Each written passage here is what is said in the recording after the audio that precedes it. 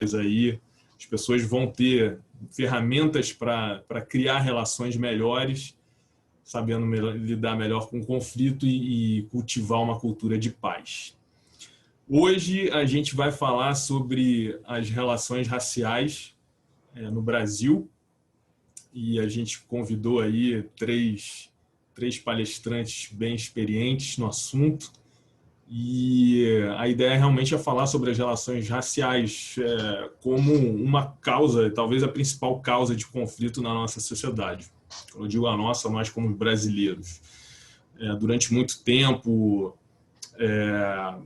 enfim, se imaginou, ficou no imaginário dos brasileiros de que a gente não tem racismo, a gente não tem nenhum conflito racial, porque todos convivem em harmonia, mas isso era uma ideia muito teórica, né? Uma ideia muito mais de enquanto cada um estiver ocupando o lugar que o outro acha que deve ocupar, está tudo bem. Quando isso não é respeitado, aí começam a se criar problemas. E a gente quer justamente levantar isso. Mas eu não vou falar muito sobre isso, porque vocês vão ouvir isso bastante aí das palestrantes. Eu deixo a palavra aí com o Alexandre. Se você quiser acrescentar mais alguma coisa, Alexandre. Eu não tenho muito a acrescentar em relação ao que o João falou. Eu estou muito empolgado para ver o resultado dessas conversas aqui, para dizer a verdade. Porque, como eu falei, quem me segue nas redes sociais, eu coloquei que essas conversas já estão sendo incríveis. Então, eu quero mais que aconteça logo. Então, deixa a palavra com a Silvia para a gente começar, porque eu estou muito interessado. Só uma coisinha antes da Silvia começar, queria avisar para todo mundo que a gente está gravando. Então, isso aqui vai ficar disponível no nosso canal do YouTube. Mas também, se alguém não quiser aparecer por algum motivo, a gravação ela filma normalmente quem está sendo filmado, né? Quem está falando, desculpa. Mas quem não quiser pode desligar a câmera e pode também mudar o nome, enfim, tirar o nome que você tem certeza que você não vai aparecer. Dito isso, eu diria para todo mundo que quiser abrir a câmera, que eu acho que é muito mais legal para os palestrantes ver a cara de todo mundo que está participando. E aí sim, Silvia, é contigo. Obrigada, João. Obrigada, Dó. Boa tarde a todas, a todos. Que alegria estar aqui nesse final de tarde com vocês para a gente bater esse papo sobre o assunto que eu considero fundamental para a gente entender e poder transitar de uma maneira mais significativa, de uma maneira mais verdadeiramente democrática pela nossa sociedade. Eu sou Silvia, psicóloga de formação, facilitadora de grupos, e já tive o prazer de estar aqui no mês passado, compartilhando um pouquinho sobre a comunicação não violenta, que é um dos temas que eu trabalho. Fiz um bate-papo também super gostoso com a Renata Mendes e fui convidada para estar aqui hoje fazendo a mediação entre essas duas maravilhosas, que são a Camila Andrade e a Lia Weiner-Schuckmann. E como o João falou agora há pouco, a gente vai conversar sobre as relações raciais brasileiras. Esse assunto fundamental para nós, enquanto brasileiras e brasileiros, mas que historicamente vem sido escamoteado, vem sido desqualificado, enviesado, enfim, toda a sorte de ataques para que a gente permaneça alienado num discurso que não se sustenta na nossa realidade. Então, sem mais delongas, para a gente poder também aproveitar bastante das duas, que tem muito para contribuir para nós, eu vou dizer que a Lia é professora, doutora, pesquisadora da Universidade Federal de Santa Catarina e uma ativista das relações raciais e uma antirracista, contundente no seu cotidiano. E a Camila, ela é doutoranda de Ciência Política na Universidade Federal do Rio Grande do Sul e vai compartilhar para a gente muito da experiência que ela tem, não só enquanto estudante desse tema, mas também na sua própria experiência enquanto mulher negra, rompendo todas as barreiras de formação e de adentrar os espaços acadêmicos. Queridas, muito bem-vindas. E eu já queria começar fazendo uma pergunta para a Lia. Lia, o que é ser branca para você? Bom, boa tarde a todos e todas que estão aqui presentes. Eu agradeço ao João e ao Alexandre pelo convite, a Silvia pela indicação, pela mediação, e a Camila pela companheira de mesa, e todos que estão aqui presentes, que eu não estou vendo a carinha, e que hoje em dia a gente tem que se acostumar que a gente fala sem ver a cara das pessoas, estou me acostumando, mas enfim, agradeço todo mundo. E essa pergunta, o que é ser branco, né? De fato, né, o que é ser branca para mim, né, depois de estudar muito tempo, né, eu consigo responder que, com certeza, na sociedade brasileira é um lugar de vantagem, né, estrutural dessa sociedade, né? Mas, subjetivamente, o que é ser branco, né, não tem nada intrínseco, né? Como não tem nada intrínseco ao que é ser negro, não existe a raça negra e não existe a raça branca como algo que tem intrinsecamente algo. Mas há uma construção social do que é ser branco e há uma construção social do que é ser negro, né? Se a raça não faz sentido como algo intrínseco biológico, ela faz sentido como o mundo real, né? E o mundo social em que a gente está. Então, ser branco nessa sociedade é, primeiramente, né, não ter que pensar sobre raça, porque quem tem raça é o outro, né?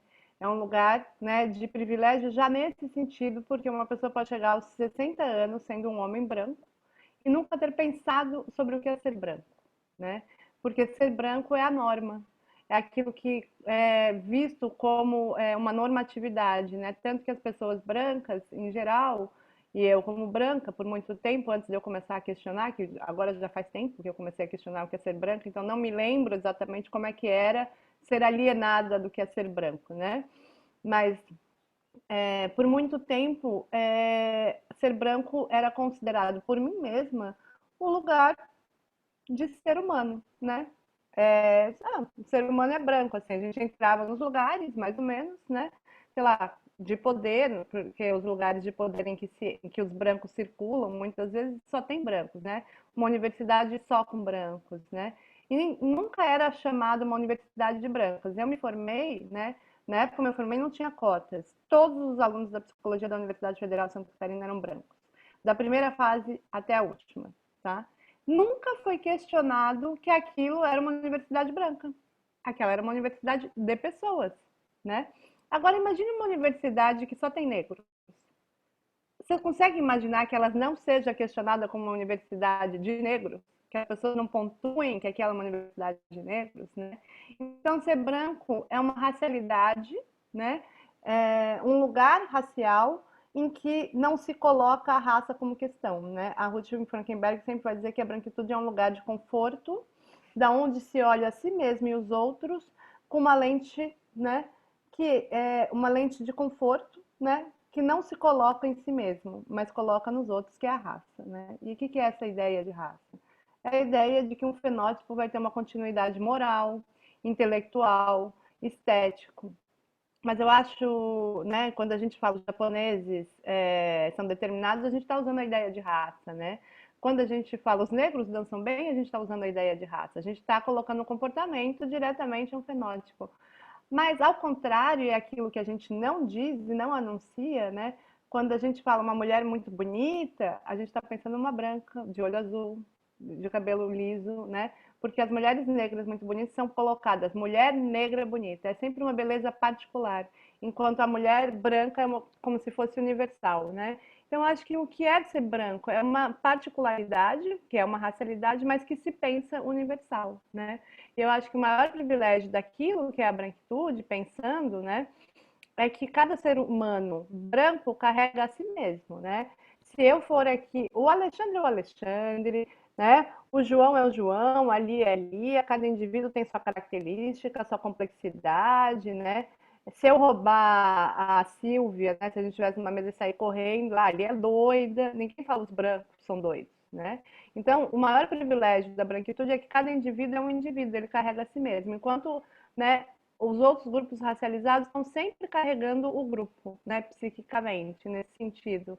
Vou dar um exemplo que para mim é muito óbvio, né, que aí eu vou passar, porque senão eu fico ocupando aqui 10 horas para falar o que é ser branco, o que é branquitude, né, mas assim, eu lembro que eu sou professora universitária e eu estava conversando uma vez com uma colega que virou para mim, já que a gente está falando de tensão e de paz, e falou assim: Via, como é que você aguenta lidar com relações raciais sendo uma mulher branca? Porque é um conflito e esse tema é sempre tenso, nunca dá para falar sem ser tenso. Bom, e teus alunos são negros, né? Os teus orientandos são negros, você lida com esse tema, você está sempre, né, na belinda da tensão. Ela me perguntou, né?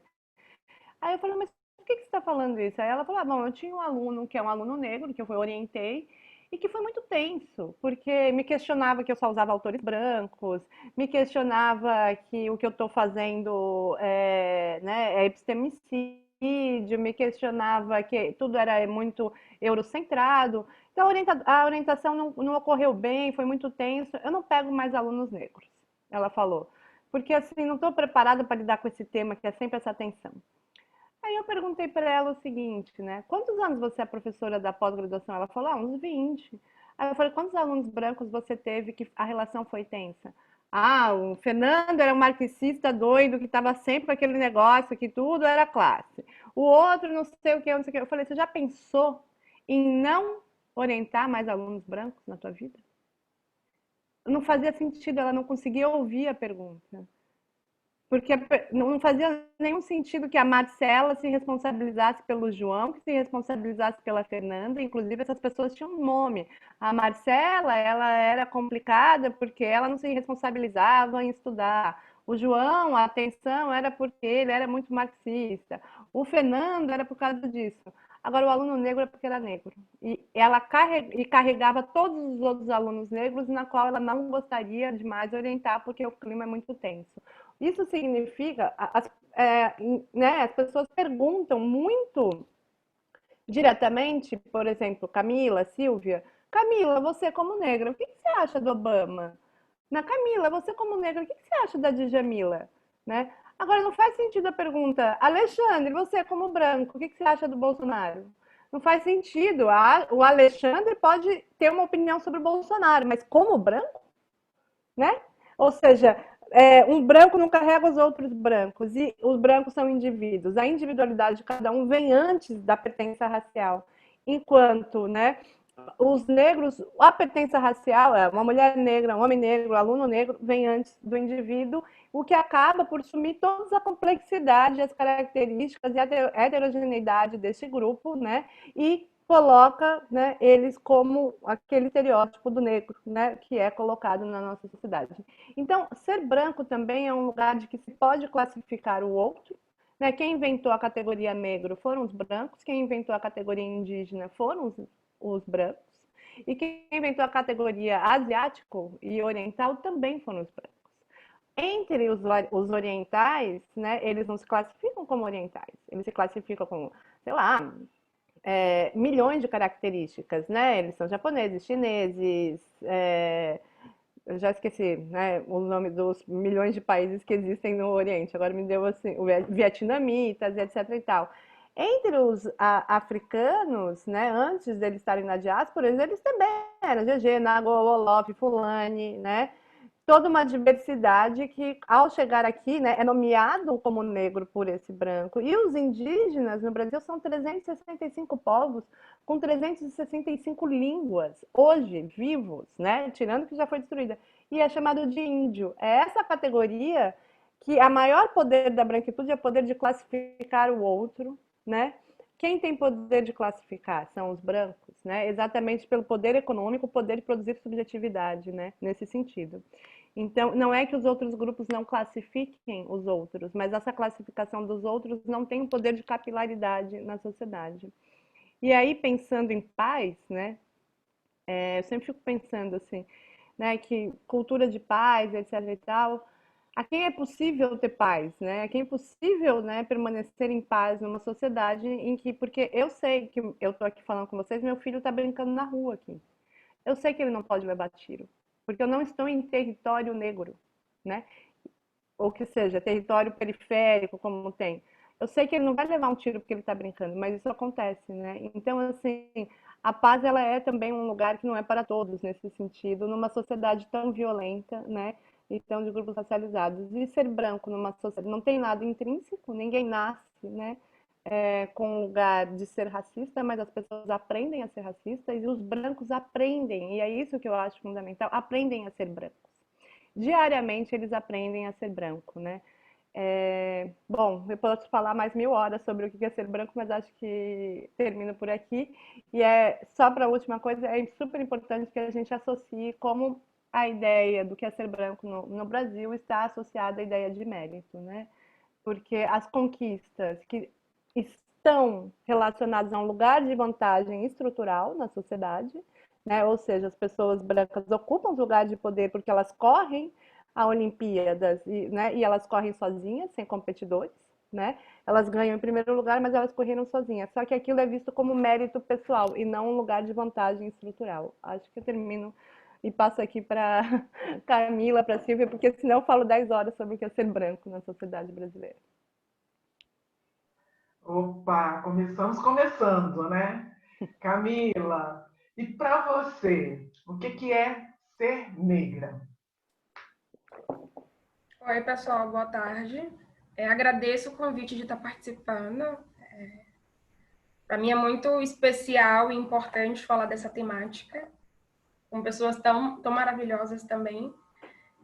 Que bom que a professora Lia falou primeiro, porque se eu fosse pega de surpresa assim para falar o que é ser negro, eu ia ficar tipo, ok, tá me faltando palavras, sabe?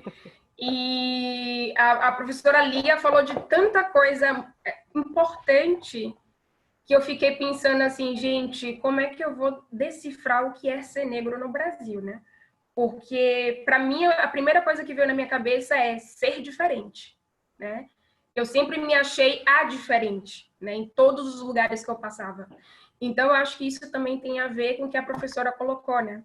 A questão de, primeiro, você associar o que está estampado em mim vem a cor, né?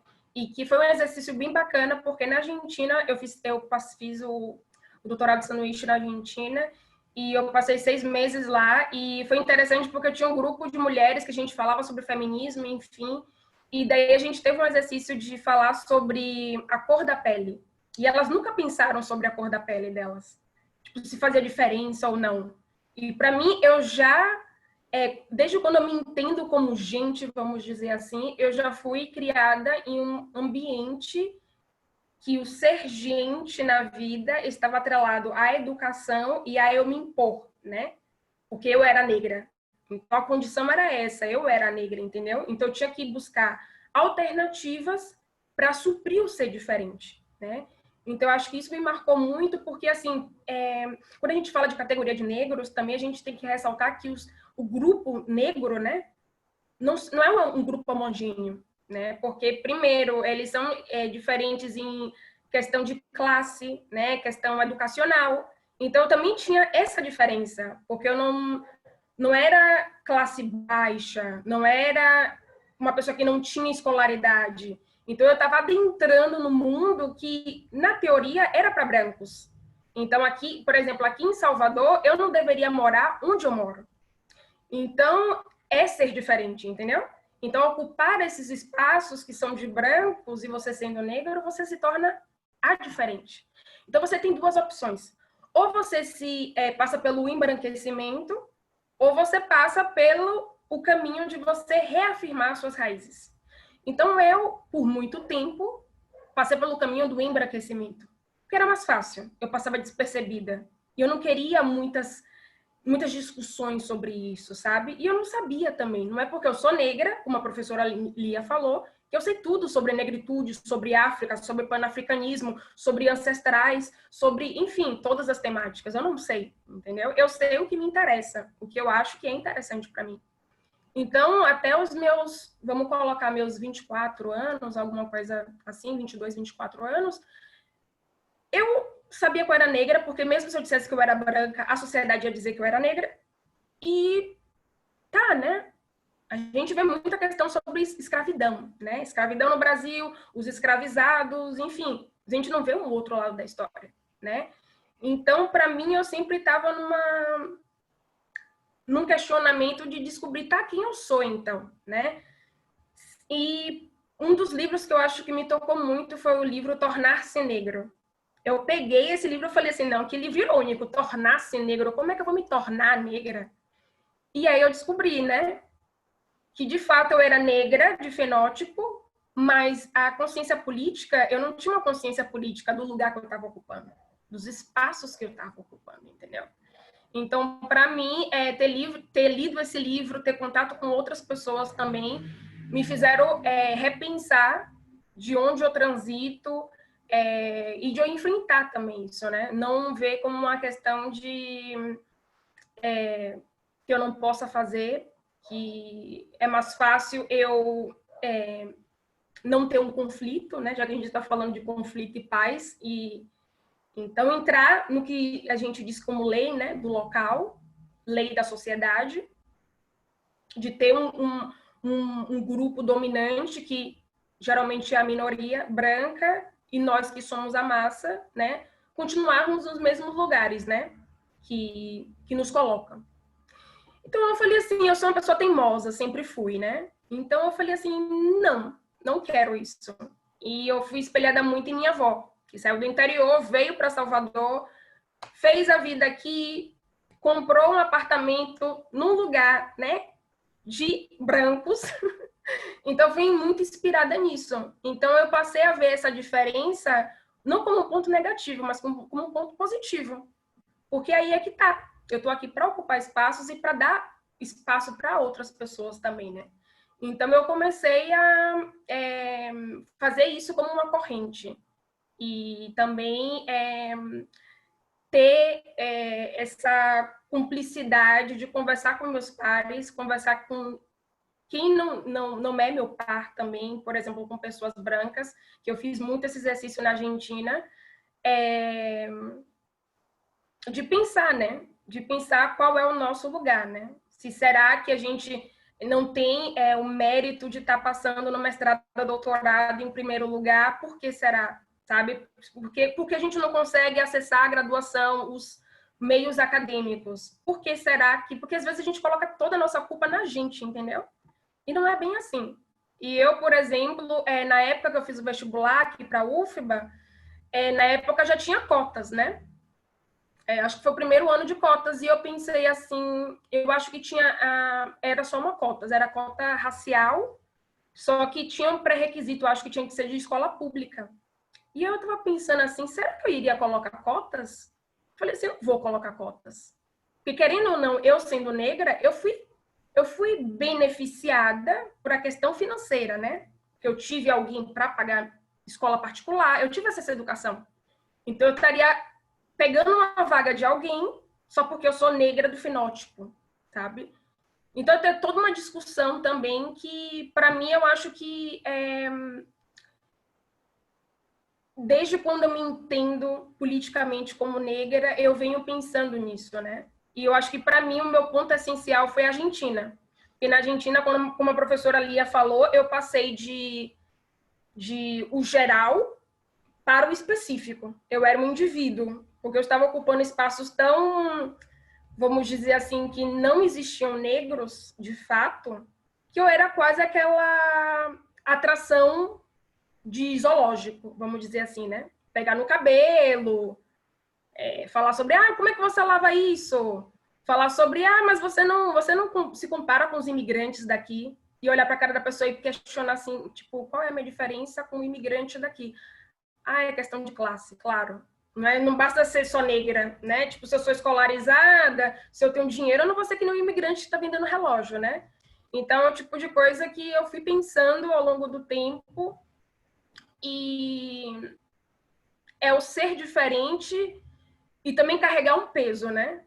Porque todos os espaços que você ocupa, você tem que se reafirmar.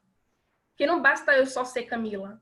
Eu sempre vou ter que dizer, eu sou Camila, e vou ter que trazer várias categorias para reafirmar o meu espaço.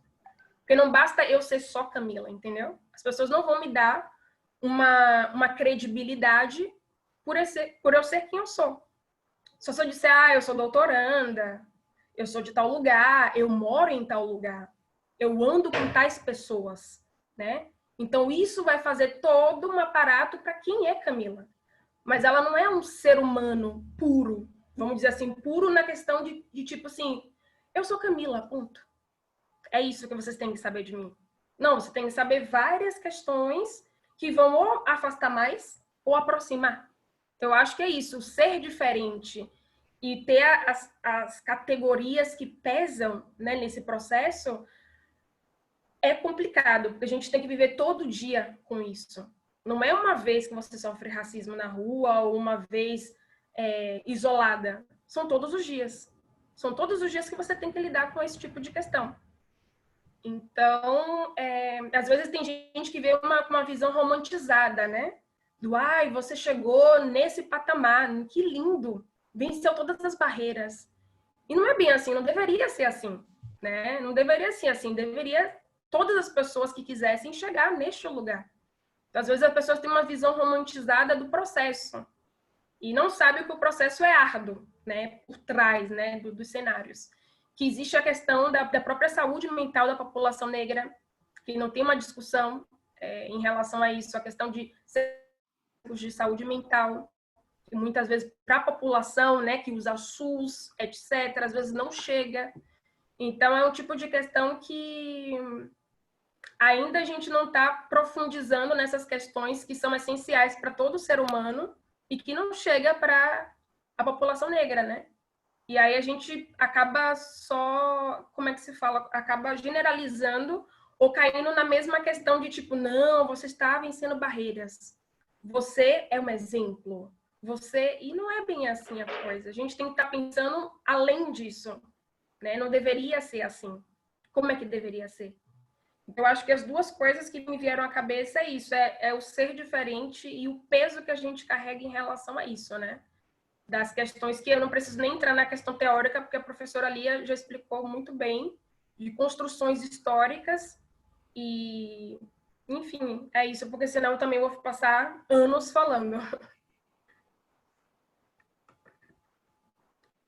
Obrigada, Camila. Na discussão racial, né, a gente fala com frequência, né, que o racismo ele é estrutural e estruturante. E a fala, né, de vocês duas deram essa dimensão que às vezes é difícil, né, de ser captada, de ser compreendida para quem está chegando a esse debate, porque infelizmente aqui no Brasil a gente ainda tem a ideia de que a prática racista é uma prática intencional, isolada, individual de algumas pessoas. Né? Ainda essa definição de racismo, infelizmente, ainda é a definição que muita gente dá para esse fenômeno. E aí a fala de vocês duas dão, né, sem deixar margem para dúvida, essa dimensão estruturante do racismo, que diz das pessoas brancas se tornando brancas a partir dessa referência de lugar social de poder, né, de dominação, de possibilidade de classificação do outro, de se entender como centro, de se entender como possível de fazer uma leitura universal do mundo. E, na contramão disso, nós, pessoas negras, sendo também subjetivadas pelos nossos encontros com o racismo na contramão, né?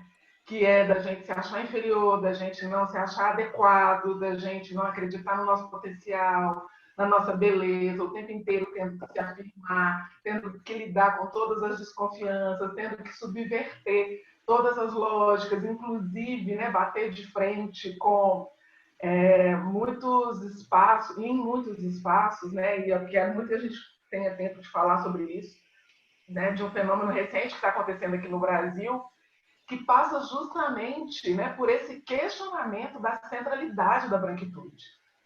Que quando a gente começa a questionar, quando a gente começa a dizer, peraí, vocês estão falando a partir de uma experiência que tem a ver com um grupo específico, que é o grupo de vocês. Como é que isso reverbera de uma maneira geral para a nossa sociedade, principalmente para as pessoas brancas? Mas eu acho que a gente pode falar isso daqui a pouco, porque eu queria colocar aqui na nossa mesa um outro tema que é fundamental, pelo menos eu considero, sobre esse debate das relações raciais, que é a questão dos colorismos, né, que a gente tem internamente a esse debate, né, falando tanto do ponto de vista da negritude quanto da branquitude. E aí a Lia, né, tem um livro que eu recomendo para todo mundo a leitura, né, e que parece que vai ter até uma nova edição, né, Lia, se você puder falar disso também, que é o Acabou de chegar em casa. Beleza. Depois você conta mais para a gente onde é que a gente pode acessar, porque eu tenho certeza que muita gente aqui não tem ele ainda.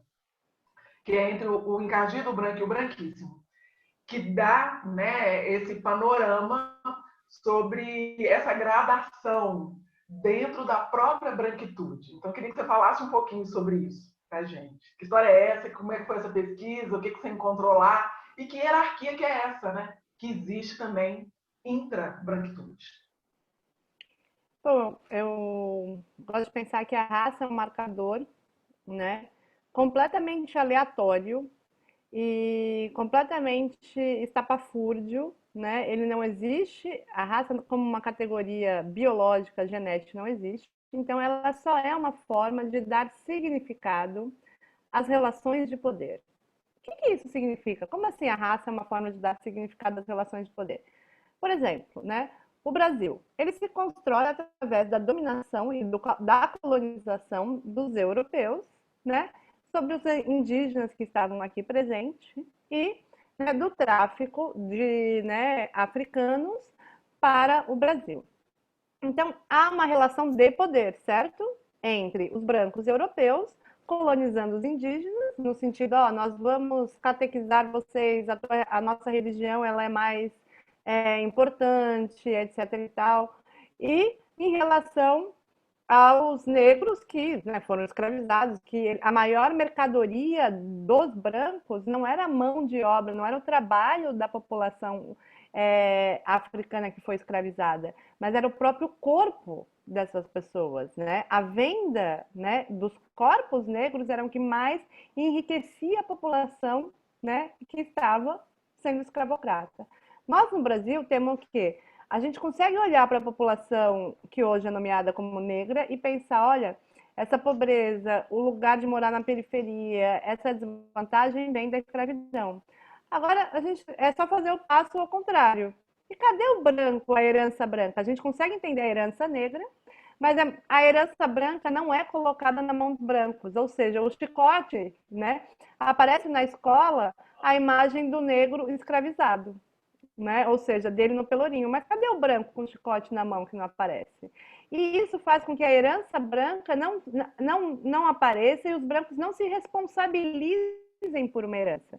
Agora, fazer um paralelo, né? Por que a Alemanha tem um museu do Holocausto, tem uma construção? Vocês conseguem imaginar alemães hoje em dia, depois da Segunda Guerra, que, assim, né? Óbvio que tem os nazistas e etc e tal, mas quase é um pacto social que foi feito na Alemanha em que os descendentes de nazistas e os descendentes dos alemães se responsabilizaram por aquilo que foi feito.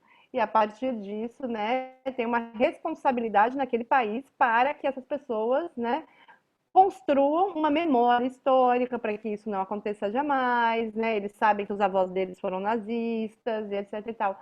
Cadê a responsabilidade pelos 750, né, pelos portugueses que aqui estavam e que, né, realmente, de fato, enriqueceram, né, escravizaram? Não sei como que se você, a gente não tem a história da escravidão contada, né? Mas assim, se a gente tivesse de fato o dia a dia do que é a história, de cada 10 anos de Brasil, a gente tem 7 anos de escravidão. Se a gente soubesse o que era o dia a dia, tipo assim, uma criança branca fazia alguma coisa horrorosa, ela tinha uma criança negra que levava o castigo no lugar dela, tipo um brinquedo.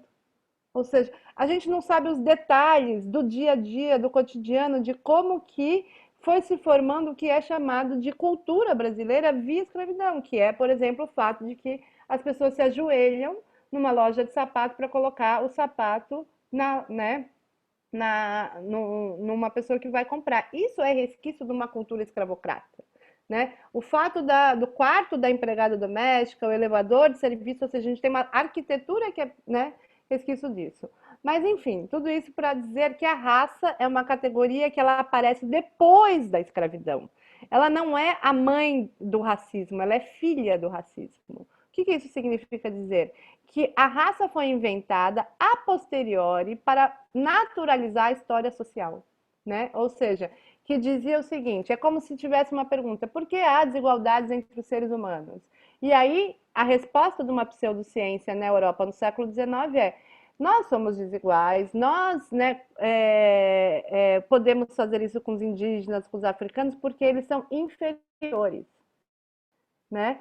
Então a raça aparece para dar significado às relações de poder já pré-existentes. Ela é completamente arbitrária, e não é tão arbitrária se a gente for ver quais são os grupos raciais existentes no mundo. Aqueles que foram, ela é uma geopolítica, né? Se a gente olhar para o fenótipo de cada pessoa branca, né, eles são muito diferentes entre si, enquanto os negros também são diferentes entre si. Mas por que coincide os grandes continentes, né? Para pensar a raça, porque tem a ver com a dominação geopolítica. A raça é uma categoria de poder geopolítica, é isso. Só que ela é arbitrária, mas ela encontra resposta no corpo das pessoas. Como é encontrar resposta no corpo das pessoas, né? Quando ela foi inventada, as pessoas fizeram um tipo de classificação. Quem quiser pegar, né, o Gobineau fazendo a classificação, que tem uma hierarquia. Se eu pedir para todo mundo que está aqui fechar os olhos, vocês conseguem saber que hierarquia é essa. Eu vou colocar aqui o Fábio Assunção, tá? Nessa imagem. O Matheus Mastergaard, como que pronuncia o nome dele? Alguém sabe pronunciar aí? Me ajuda aí que eu esqueci. É o Nastergali. Matheus Mastergaard. E o Luiz Gonzaga. Todo mundo consegue imaginar todos esses? Sim. Vocês conseguem fazer uma hierarquia?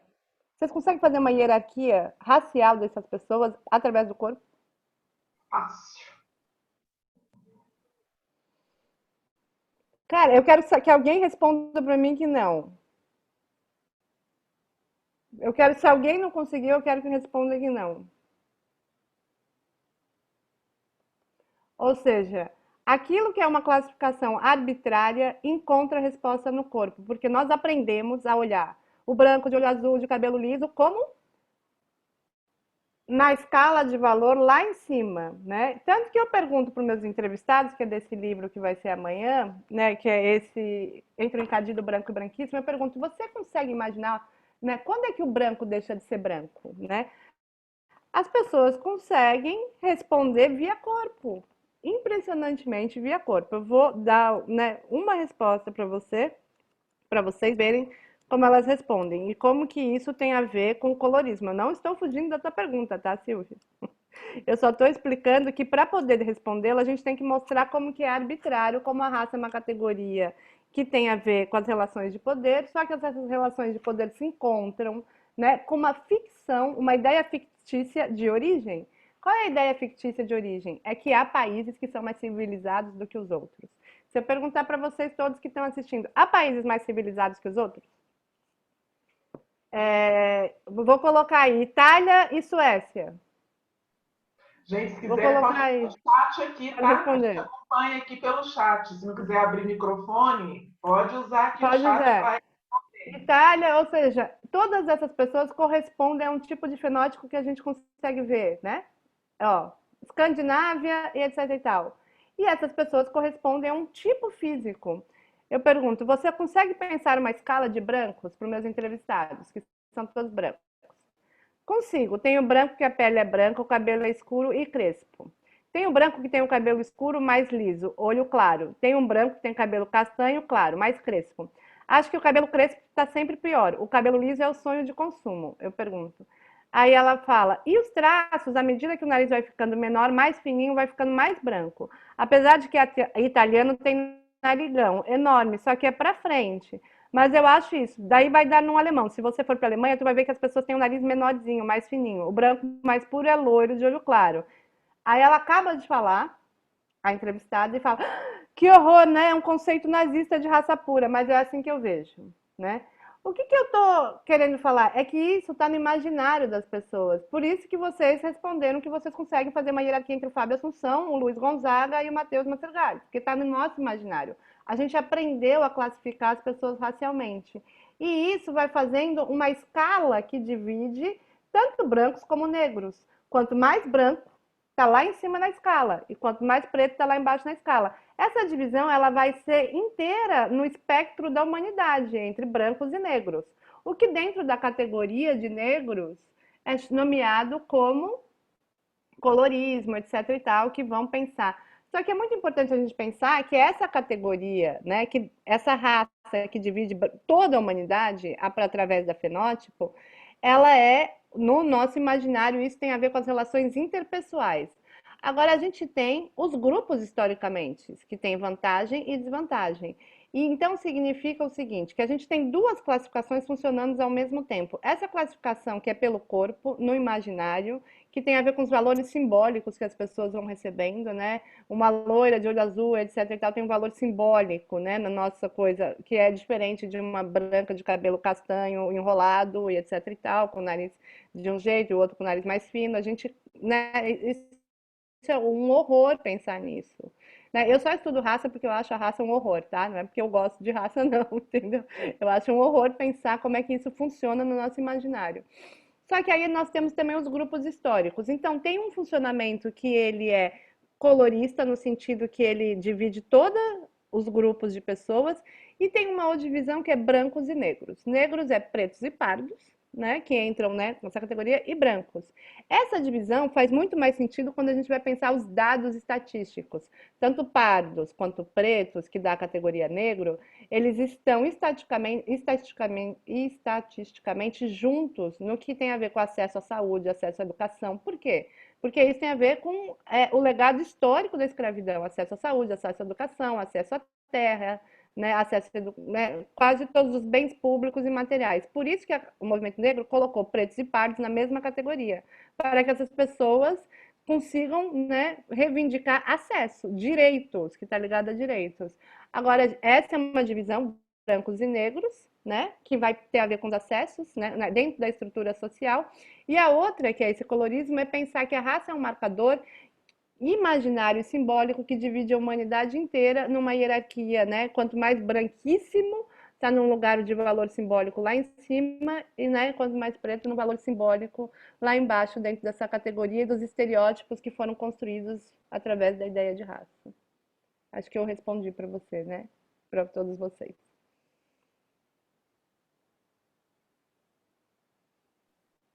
Joia. E, Camila, para você, como é que você vê essa questão do colorismo, né, na perspectiva negra, assim, né? E inclusive até talvez fazendo um paralelo com o que a gente tem aqui no Brasil, diferentemente do que a gente tem nos Estados Unidos, para poder fazer essa classificação, tomando como referência a ideia do racismo de marca, né, que a gente tem aqui no Brasil. Aqui, eu acho uma temática bastante complicada de se falar aqui no Brasil, porque no Brasil e nos Estados Unidos, a questão racial, elas se diferem historicamente, né? Tanto que a Lélia Gonzalez vai trazer a diferença do racismo que ele é escancarado e do racismo que ele é velado, né? Que é um racismo, vamos dizer assim, que não é tão visível assim. Vamos dizer, por exemplo, nos Estados Unidos, na África do Sul, tiveram aparatos institucionais para segregar, né, a questão dos negros e dos brancos. E aqui no Brasil, era uma questão que não foi de aparatos institucionais, não chegou a ser institucionalizado, mas nós sabemos que existe, né? Tanto pela questão relacionada com a questão do mito racial, né? Que a gente... muitas das pessoas que falam que não existe racismo e que todos nós somos iguais estão relacionadas com essa ideia de que no Brasil não tem como ter racismo porque todos nós somos miscigenados, né? E a gente esquece de relacionar o porquê que somos miscigenados, né? Esquece de relacionar que as escravas eram estupradas, eram violadas pelos seus senhores na época que elas eram escravizadas, né? Então, é o tipo de coisa que nós esquecemos o porquê que somos miscigenados e acha que isso é maravilhoso nesse sentido, porque não dá para falar de raça, não dá para falar de racismo, porque nós somos miscigenados. Então, vinha a questão, né, do colorismo, porque dentro do colorismo tem uma percepção do que é ser negro e do que não é ser negro. E tem dentro, eu vejo E eu estou falando por uma experiência pessoal e não uma questão teórica, porque minha área não é essa, né? É minha área de estudo. Mas eu vejo que ainda tem algumas resistências dessa questão de tom de pele, porque tem algumas pessoas que têm um tom mais claro, que não se consideram negra, ok? E tem outras que têm um tom de pele mais claro e que se consideram negras, que elas são rechaçadas pelos movimentos negros, né? Então, é uma questão que ela é sensível de se tratar, às vezes, isso é uma questão pessoal, porque tem esse conflito. Porque uma pessoa que é mais clara não vai sofrer o mesmo preconceito de uma pessoa que é mais retinta. E tem essa questão, né, que trazem como uma justificativa. Então, eu já vi de vários lados, né, argumentos. Então, para mim, eu, sinceramente, hoje em dia, eu não consigo me posicionar em relação a essa temática, porque eu ainda estou num processo de construção. Porque, para mim, eu já fui muitas vezes de falar para minhas amigas, elas diziam, porque eu sou negra. Eu dizia assim, minha filha, você não é negra. Como é que você é negra? Você não é que nem eu, entendeu? Eu, Camila, cheguei a falar isso, entendeu? Então, eu acho que eu estou num processo de desconstrução e entendimento dessas questões. E é por isso que é importante a gente falar sobre isso. Porque, infelizmente, a gente não tem espaços para falar sobre isso. Hoje em dia, nós estamos tendo mais espaço porque o nosso contexto também político, social, está permitindo, não só aqui no Brasil, mas no plano geral, a nos posicionarmos e abrir espaços para isso, né? De um diálogo não só de negros com negros, mas de negros com brancos também. Então, por exemplo, eu estava com minha avó, 11 horas da noite, assistindo o Globo Repórter. Ela estava acordada 11 horas da noite. Eu cheguei na sala e perguntei, por que a senhora ainda está acordada, minha avó? E ela falou, não, é porque vão passar os repórteres negros aqui na televisão. E aí eu sentei do lado dela e eu falei assim, gente, isso é histórico, sabe? Minha avó vendo um programa que só tinha negros, repórteres negros, entendeu? E daí a gente relaciona com a questão dos Estados Unidos, porque eu li um texto que questionava por que nós não somos que nem os Estados Unidos em relação às manifestações, né, de George Floyd, de outras pessoas que morreram.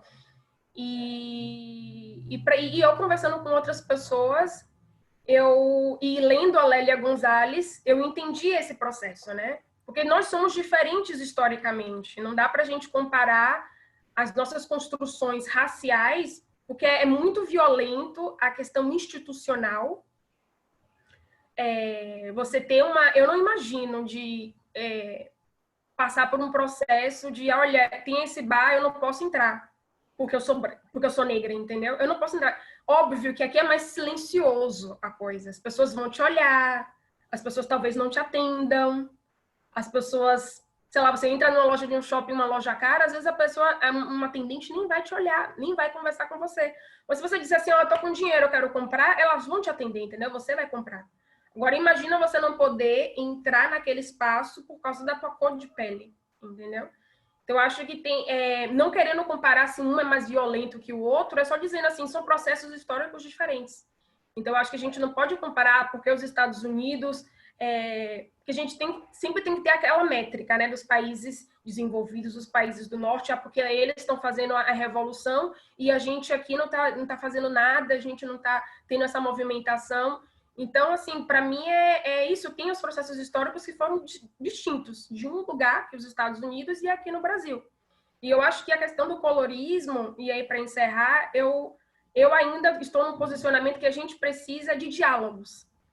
E como a Sueli Carneiro falou numa das apresentações dela, que no final das contas, o corpo que está estendido, se ele é negro, se ele é pardo, se ele é tom de envelope, quando fala, porque parda é cor de envelope. Enfim, eu já vi várias comparações.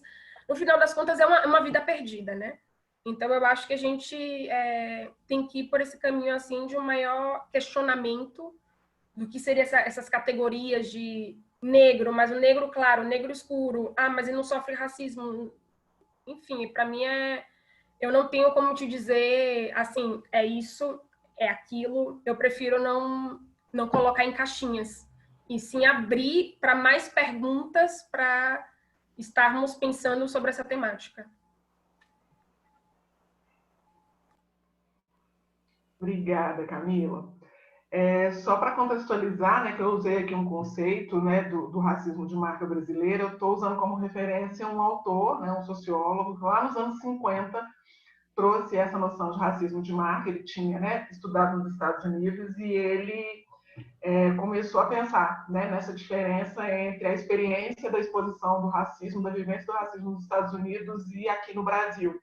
Né? E aí ele vai tecer, né, toda uma série de considerações a respeito disso, dizendo que nós aqui no Brasil, a gente vive, diferentemente deles lá, um racismo de marca que tem a ver, né, com o que a gente já falou aqui, de como é o nosso fenótipo, né, de como é o nosso corpo, o nosso tom de pele, o nosso tipo de cabelo, olho, boca, nariz e por aí afora.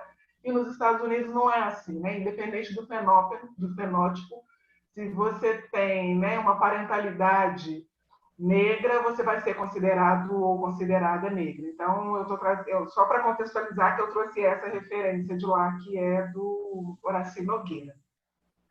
Gente, eu vou fazer só mais uma pergunta aqui, e eu sei que tem gente já colocando aqui no chat algumas questões, e para ter tempo também, né, de mais perguntas chegarem, a gente poder ouvir mais as duas. A última que eu quero fazer é essa, assim, né? Já deu para perceber, né, a profundidade da reflexão de ambas, da pesquisa, né, que vocês desenvolvem. E eu queria saber se ainda tem alguma coisa que surpreenda vocês diante dessa temática. Alguma coisa que engatilha, alguma coisa que vocês vão falar, não tem condição, isso não dá. Tanto Lia quanto Camila, nesse debate, né? Considerando não só as trajetórias pessoais de vocês, mas também as pesquisas que vocês desenvolvem em relação a esse tema. Bom, eu fico feliz comigo o fato que eu sempre me surpreendo. Eu sempre me assusto com racismo. Na verdade, eu não gostaria de que isso acabasse, entendeu? Porque eu ia estar naturalizando. Então, assim, a morte do Miguel, para mim, ela foi um nó, mas assim, um nó que explicava tão bem, absolutamente bem, como poderia ser estrutural, estruturante da subjetividade, estrutural porque aquela mãe estava trabalhando no Covid, porque era uma mulher negra, que cuidava sozinha do filho, que isso é repetido 1000 vezes na história do Brasil, e que a mulher estava fazendo a unha em casa. Todas as histórias falavam de racismo estrutural, tudo ali, né? De uma mãe que está fazendo, né, e que era, ao mesmo tempo, paga pela prefeitura, pela corrupção, que nega, comete todos os crimes cometidos por brancos que nunca são presos, a cadeia cheia de pretos e pardos. O menino Miguel, que é considerado um moleque em vez de ser considerado um menino, onde a inocência some, ele deveria ser esperto o suficiente para conseguir andar. Tudo naquela história do Miguel me faz chorar. Tudo, absolutamente tudo. Mas assim, eu começo a pensar e eu ainda choro, todas as vezes. E o fato que, por exemplo, agora eu me surpreendi com o nível da branquitude brasileira, no sentido de que os intelectuais brancos estavam mais preocupados se eles podem ou não podem mais falar de racismo com a vida da Ágata do que com a vida da Ágata, com a vida do Miguel, né? Pensando assim, que nunca foi proibido para os brancos falarem de racismo. O que se pedia ali é que se falasse com qualidade, que se falasse sabendo e que se falasse sem ser racista, entendeu? Né? E assim, aquela junção de intelectuais protegendo e perguntando e denunciando, como nunca aconteceu com intelectuais brancos falando de racismo, né? Então, assim, de denúncia do racismo ou fazendo para combater o racismo, mas eles estavam fazendo para defender, né? Enfim, eu ainda eu me assusto com o nível assim de tipo do racismo todos os dias. Quando eu fui aprovar cotas na minha universidade, com um tipo de comentário, eu ainda me assusto que as pessoas acreditam em mérito no Brasil. Como é que podem acreditar em mérito? Como alguém fala de mérito num país que nem o Brasil, eu me assusto que alguém acredite em mérito. Eu ainda me assusto, porque eu falo assim, bom, qual é o mérito? A pessoa nasceu na beira-mar, aqui, bom, tô falando de Florianópolis, mas, enfim, nasceu no Leblon, fez intercâmbio, estudou numa escola, e tá competindo com outro que trabalha desde os 3 anos vendendo chiclete na rua, que levou um tiro, que como que a gente pode falar em mérito? Que oportunidades iguais a gente dá aos sujeitos para pensar em mérito? Mérito só é possível com oportunidades iguais dadas para as populações iguais. Aí a gente pode falar, os dois começaram a corrida daqui e os dois, esse terminou antes porque ele treinou antes. Mas assim, eu me assusto ainda, né? Sempre. E eu gosto de pensar, assim, sempre que eu vou terminar uma fala, que cada um de nós tem o que fazer na luta antirracista. Que a luta antirracista não é algo, né, que a gente tem que estar no movimento social negro. Inclusive, os brancos não têm que estar no movimento social negro, né? A luta antirracista é nós com nós, assim, no sentido de, tipo, bom, eu tenho uma empresa, o que o RH da minha empresa faz para contratar as pessoas? Eu sou psicóloga, aí sempre pensar, eu tenho que atender o negro, tenho que ter sensibilidade para o negro. Mas e aquela mulher branca que chega no teu consultório? Eu atendi um caso desse que sempre me lembro, né? Que ela se separou do marido, o marido começou a ficar com uma mulher que era mestiça, né, negra de pele clara, e ela chamava essa mulher de empregadita. A mulher era uma pessoa que tinha, né, faculdade de direito. Claro que ela estava com raiva, porque o marido tinha ficado com essa mulher, mas o fato de uma pessoa, não, porque ele está com a empregadita, foi quando eu pensei, cara, eu tenho que intervir numa pessoa que sofre racismo e pensar, né, como que ela vai ter uma autoestima naquele momento. Mas eu tenho que intervir numa pessoa branca que está chamando a outra de empregadita, né? Porque a gente tem que também intervir exatamente como brancos com os outros brancos. Aí eu falei, mas por que você está chamando essa mulher de empregadita? Né? Há um lugar que você está se sentindo muito superior a ela, e é por causa que você é branca. Isso no trabalho de psicóloga clínica, porque as pessoas falam, o psicólogo tem que trabalhar bastante com essa população, mas nunca pensam que há uma intervenção para tirar o branco do centro do universo também, né? E como isso é importante. Então, tem o que fazer na prática, o antirracismo, né? Não é algo metafórico, assim, tipo, ou algo abstrato, acredito ou não acredito em Deus, sou racista ou não sou racista. O antirracismo é bem diferente de não ser racista, né? Ele é uma prática diária que tem a ver com quem você contrata, o coffee break que você vai contratar, você pode contratar de empreendedores negros, né? Qual é a população, como é que você olha, como é que você lida, como é que você tem as relações interpessoais, né? Tipo, a criança negra todos os dias, né? Para quem não sabe, eu tenho um filho negro, todos os dias ele entra na escola, alguém passa a mão no cabelo dele. Não tem uma vez que isso não acontece. Ele entrou na escola, passa a mão no cabelo dele. Eu fico pensando assim, qual é a autorização dada? E às vezes as pessoas me contavam esse relato. Mas antes do Ariel nascer, eu achava que era uma vez por semana, né, ouvindo os relatos. Mas não é, é todos os dias. Todos os dias, que é uma criança fofa, de 6 anos, né, que tem o cabelo meio black, todos os dias alguém passa a mão no cabelo dele. Eu fico pensando o quanto a nossa sociedade autorizou a invasão desses corpos negros, porque eu não consigo imaginar o meu sobrinho, né, branco de olho verde, com todos os dias alguém passando a mão no cabelo dele. Né? Tipo assim, na entrada da escola, bem na parte. Então, assim, como a gente tem desde as relações mais próximas, né, e pensar que o racismo no Brasil, ele é hierárquico, ele é um lugar de hierarquia, das relações serem hierárquicas, não é porque nós estamos próximos que ela não acontece, né? Eu sempre gosto de pensar uma metáfora, não faz o menor sentido um homem falar para mim, eu não sou machista porque eu sou casado com uma mulher. Faz sentido isso? Não faz. O cara é machista, ele é casado com uma mulher, acha que a mulher tem que trabalhar mais, cuidar do filho, enfim, que a voz dela vale mais do que a de um homem. O mesmo acontece, não faz sentido num país em que as relações raciais foram de proximidade, né? É uma proximidade violenta, assim como as relações de gênero. Não faz sentido falar, olha, eu não sou racista porque eu tenho amigos íntimos negros, né?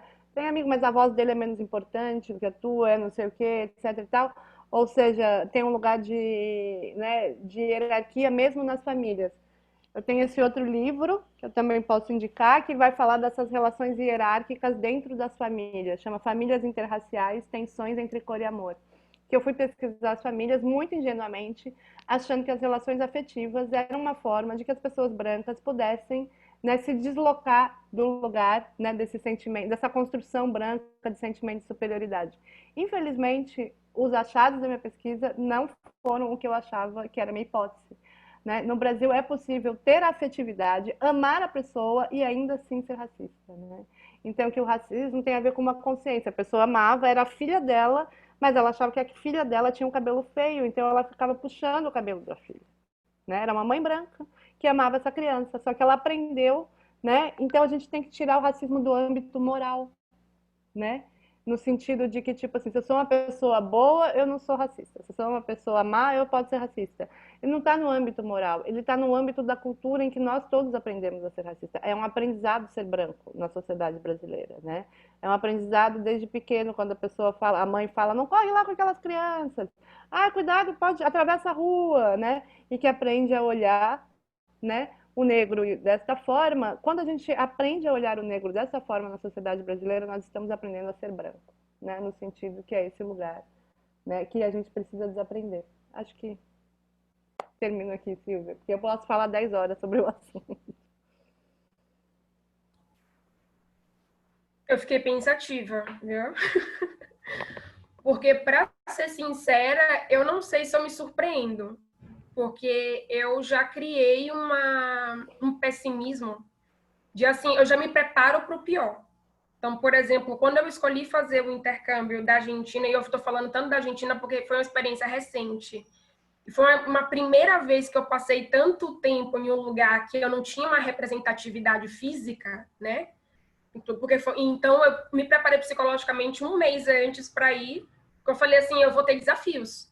Eu vou me achar horrível, meu cabelo, eu vou olhar para o meu cabelo, eu vou achar que ele é feio, porque eu não sou padrão, meu corpo, vão me olhar, vão falar, né, coisas para mim, se insinuarem para mim, porque acham que eu sou, né, a mulata, a brasileira disponível. Então, eu me preparei um mês para isso. Então, assim, na Argentina foi um racismo muito violento, né? A começar com a expressão que eles usam, né? O negro de merda, né? Que depois eles me veem no ambiente, aí olha assim, ah, meu Deus, tem uma negra. Aí fala, não, é negro assim, porque eles são, né, não sabem se comportar, negro de alma, sei lá, sabe? Umas coisas assim para tentar disfarçar o racismo, entendeu? Então eu passei por umas situações assim que, por exemplo, no Natal, 24 de dezembro, eu estou numa casa de uma família e a mulher que era convidada da família, amiga da família, né? Falou assim, olhou, entrou no banheiro, eu penteando meu cabelo, ela, nossa, que cabelo! Aí meteu a mão. Aí eu olhei pra cara dela assim, eu não tô entendendo. Ela, nossa, seu cabelo parece com o pelo do meu poodle. Aí eu fiquei 3 segundos olhando pra cara dela e eu falei assim, eu não vou falar nada porque eu sou visita. Então, assim, eu acho que a gente escolhe constantemente qual é a luta, qual é o momento da gente se posicionar, entendeu? Então, para mim, para responder a tua pergunta, eu não me assusto. Eu só entro no modus operandi de dizer assim, ainda, entendeu? Mas eu não me assusto mais. Eu não me assusto porque eu já vou preparada para o pior. Então, assim, infelizmente, é como eu falei, a gente tem que lidar com isso todos os dias, né? A questão de você se posicionar em relação ao racismo, como a questão do atleta que se posicionou contra o racismo e agora está desempregado. Então, tem consequências, entendeu? Tanto positivas quanto negativas.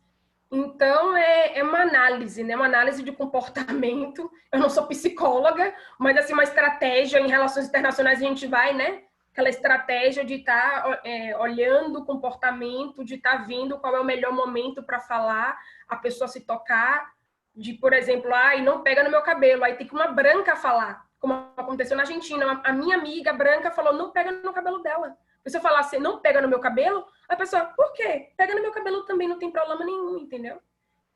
Então, infelizmente, é triste a situação. E aí minha avó falava comigo que, mas tem muito racismo e não sei o quê. Eu falava, minha avó, eu tenho 2 hipóteses.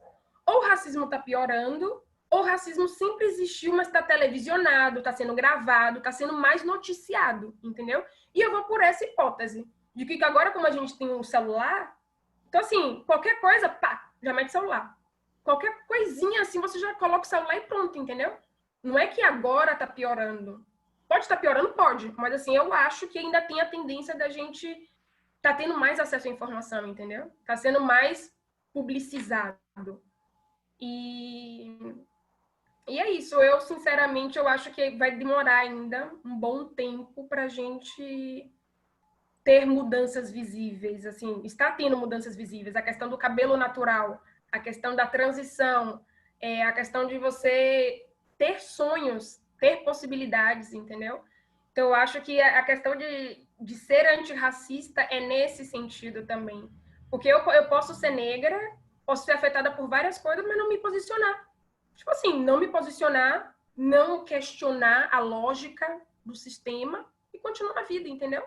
Então, eu acho que tem esse lado também, de você se ver como um ser, né, que faz parte de um sistema, e como você relaciona com esse sistema e com a sociedade.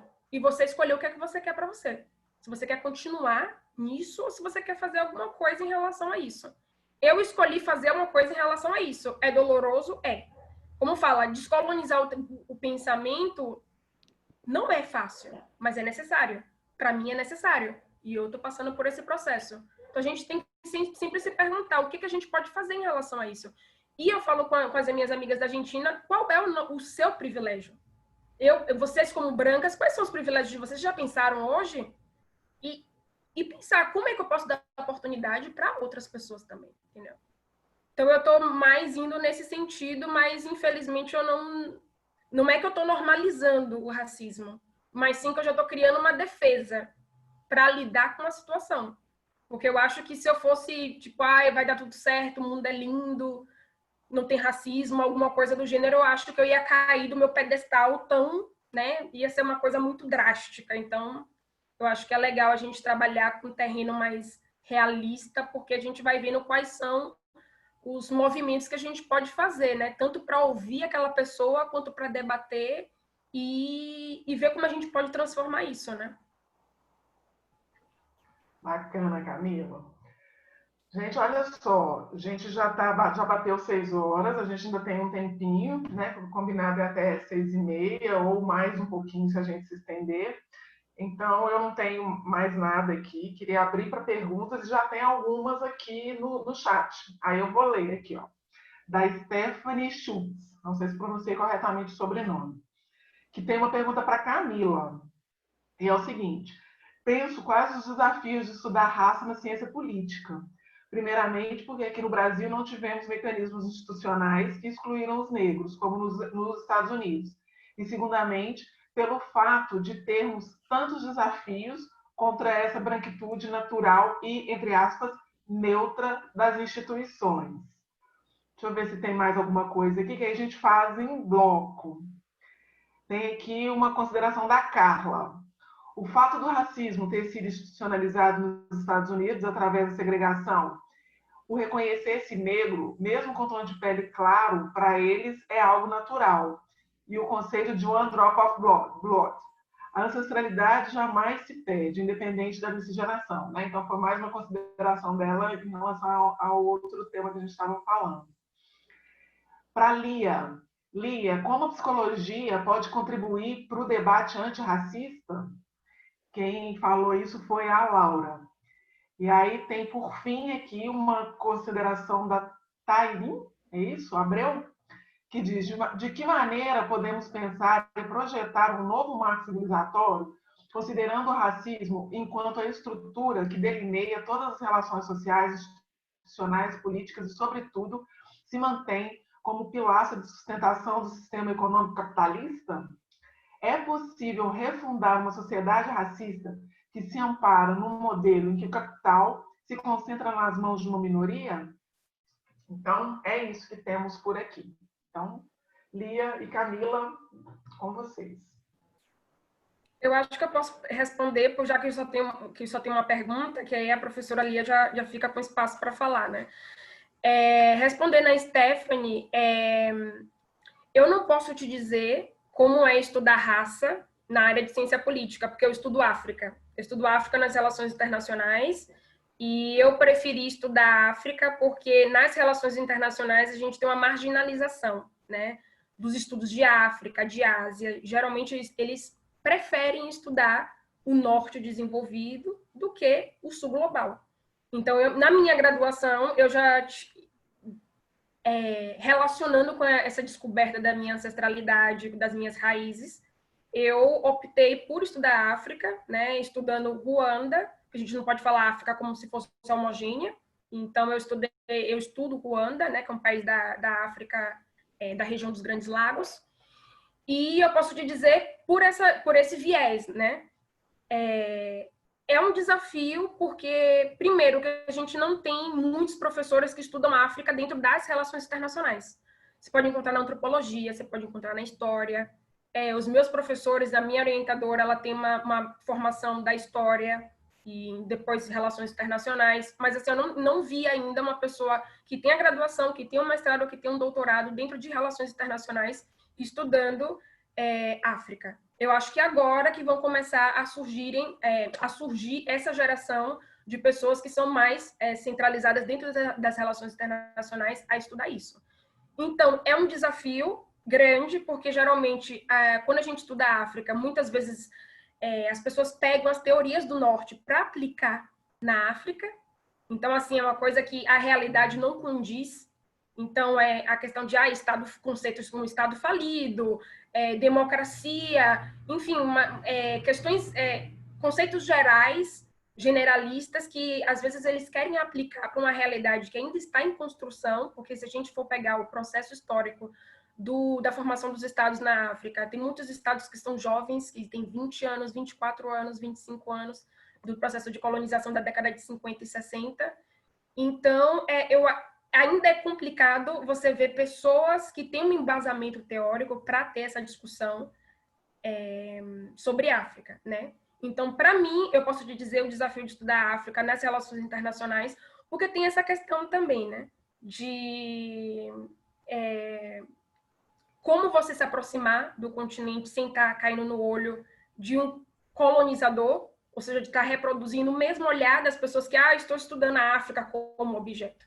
Foi muito bacana você trazer a questão dessa branquitude natural e neutra, porque agora, né, no final do meu doutorado, que eu estou tendo contato com um conceito assim de afrocentricidade, né, da gente questionar essa ciência europeia, ciência branca, que diz que nós estamos estudando, quem estuda é o observador e quem está sendo observado é um objeto, né? Como seria o objeto de estudo, né? Como se os africanos, enfim, dependendo da área que você vai estudar, né, não tivessem voz por si só para estar falando sobre isso, né? Então eu parei para pensar e eu comecei a pensar assim, eu falei, meu Deus, é mesmo?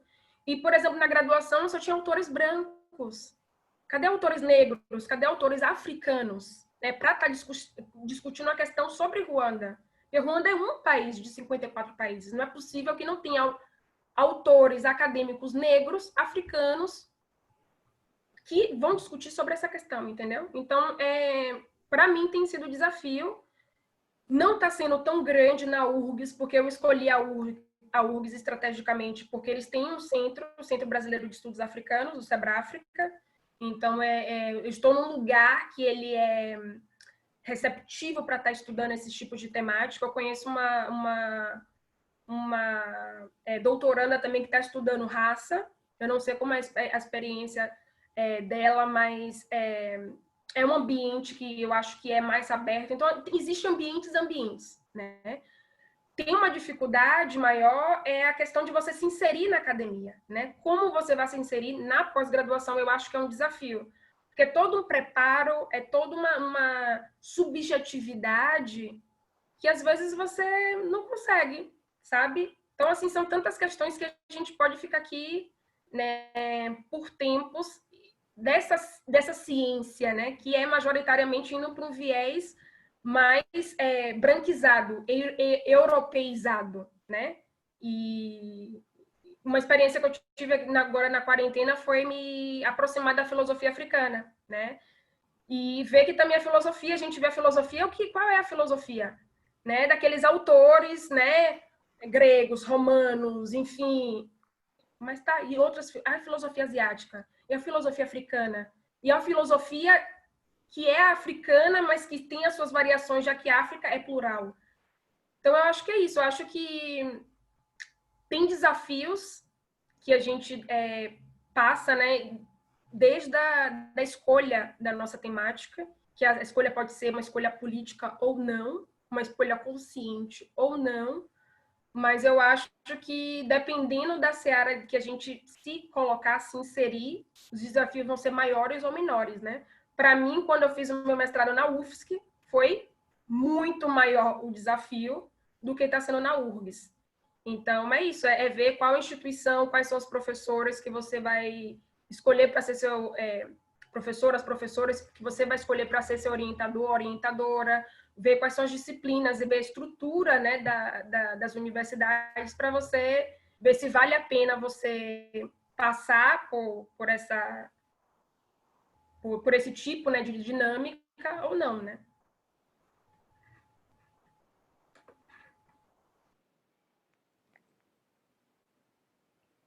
Bom, Camila, você acabou a sua resposta? Sim. Eu vou começar aqui pela pergunta Tarim. Eu não sei, Tarim bom, enfim, Abreu dos Santos. De que maneira podemos pensar? Eu acho que a pergunta é que é possível refundar uma sociedade racista que se ampara num modelo em que o capital se concentra nas mãos de uma minoria? Tá errada, né? Antirracista seria isso ou não racista? Ou é essa a pergunta mesmo? Só para eu entender. Pode aparecer aí na câmera, gente. Bom, eu entendi que a pergunta é possível refundar uma sociedade não racista que se ampara num modelo em que antirracista, é isso. Porque senão, quer dizer, refundar uma sociedade racista a gente não ia precisar, né? A gente já está nela, né? Por isso que eu estava assim, tipo, entendendo.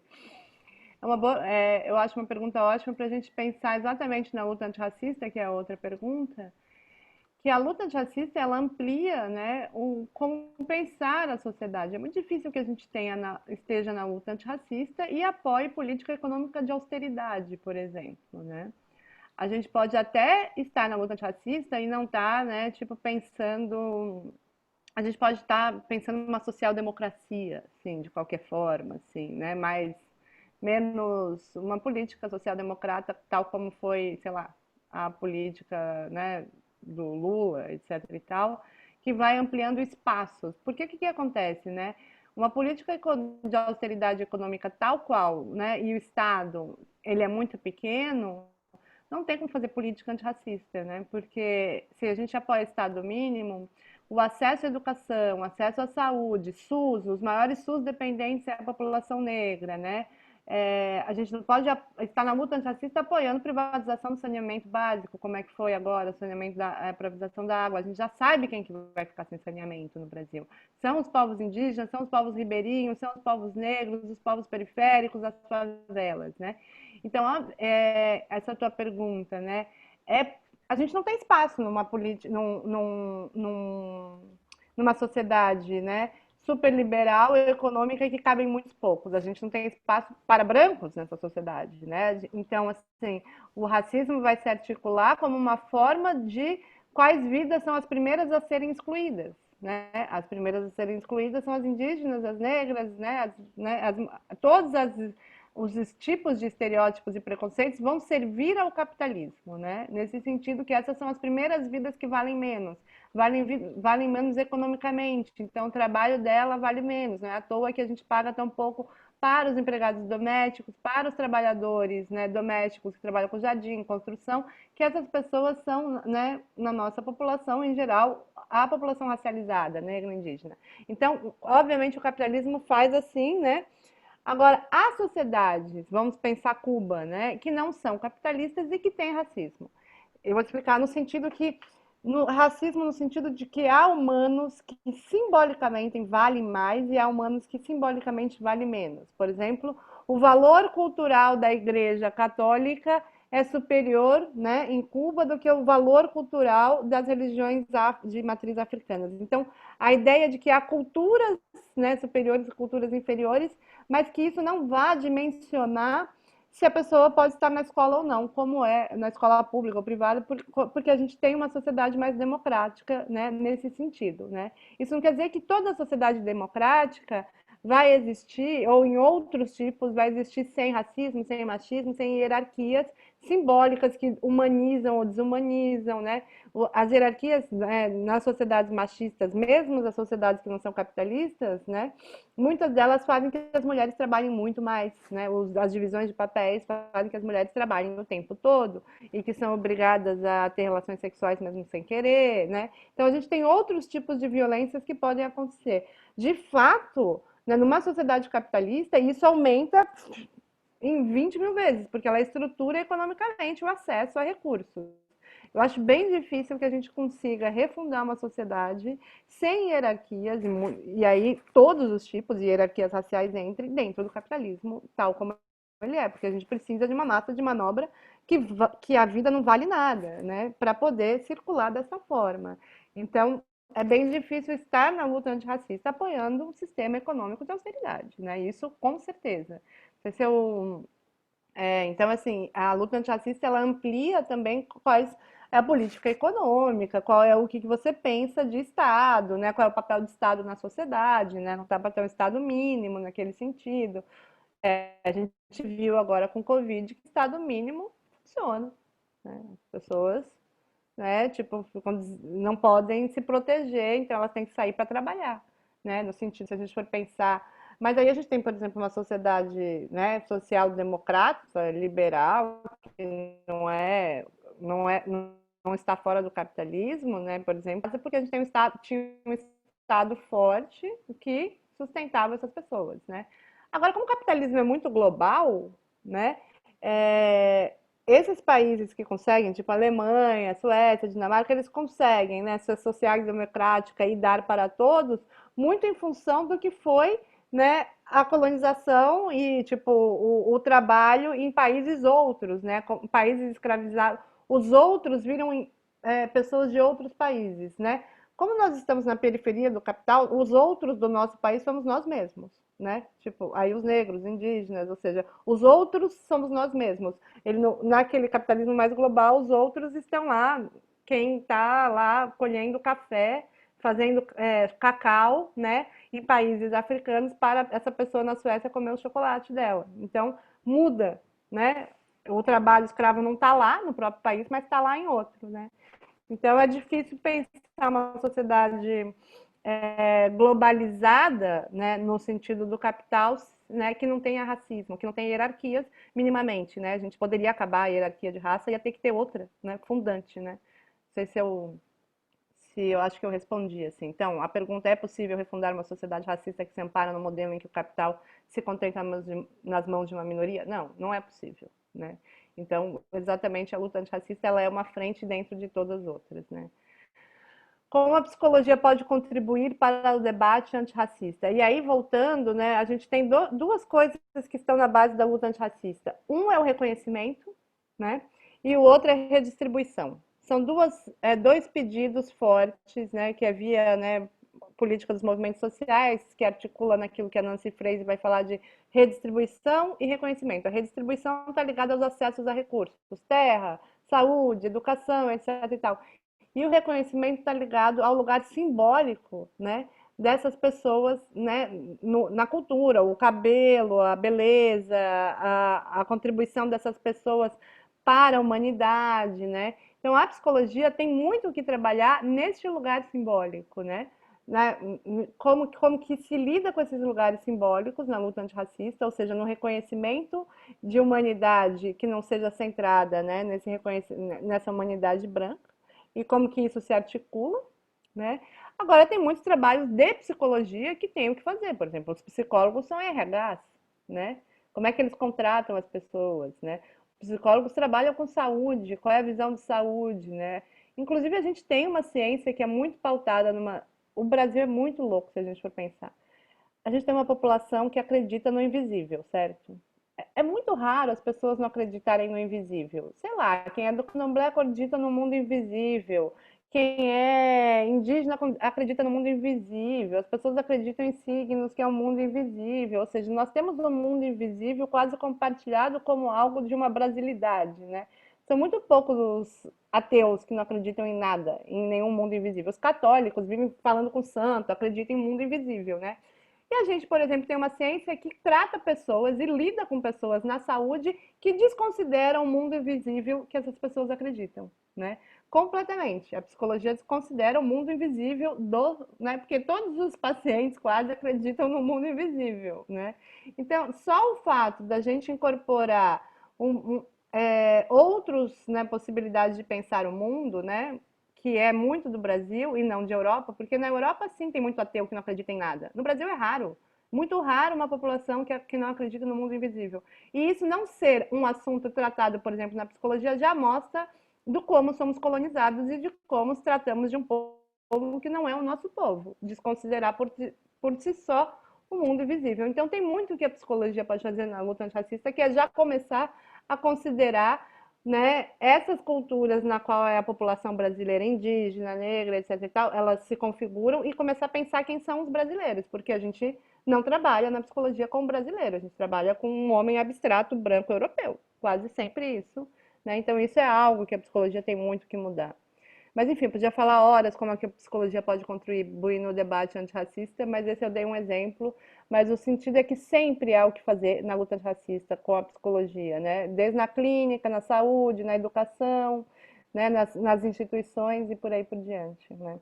E a luta antirracista não precisa estar na psicologia, mas ela pode estar em todos, né? Qualquer indivíduo da sociedade brasileira, né? Uma mãe dona de casa falou: mas eu não tenho nada o que fazer, né? Eu sou uma mãe dona de casa, como é que eu posso estar na luta antirracista? Não faço nada.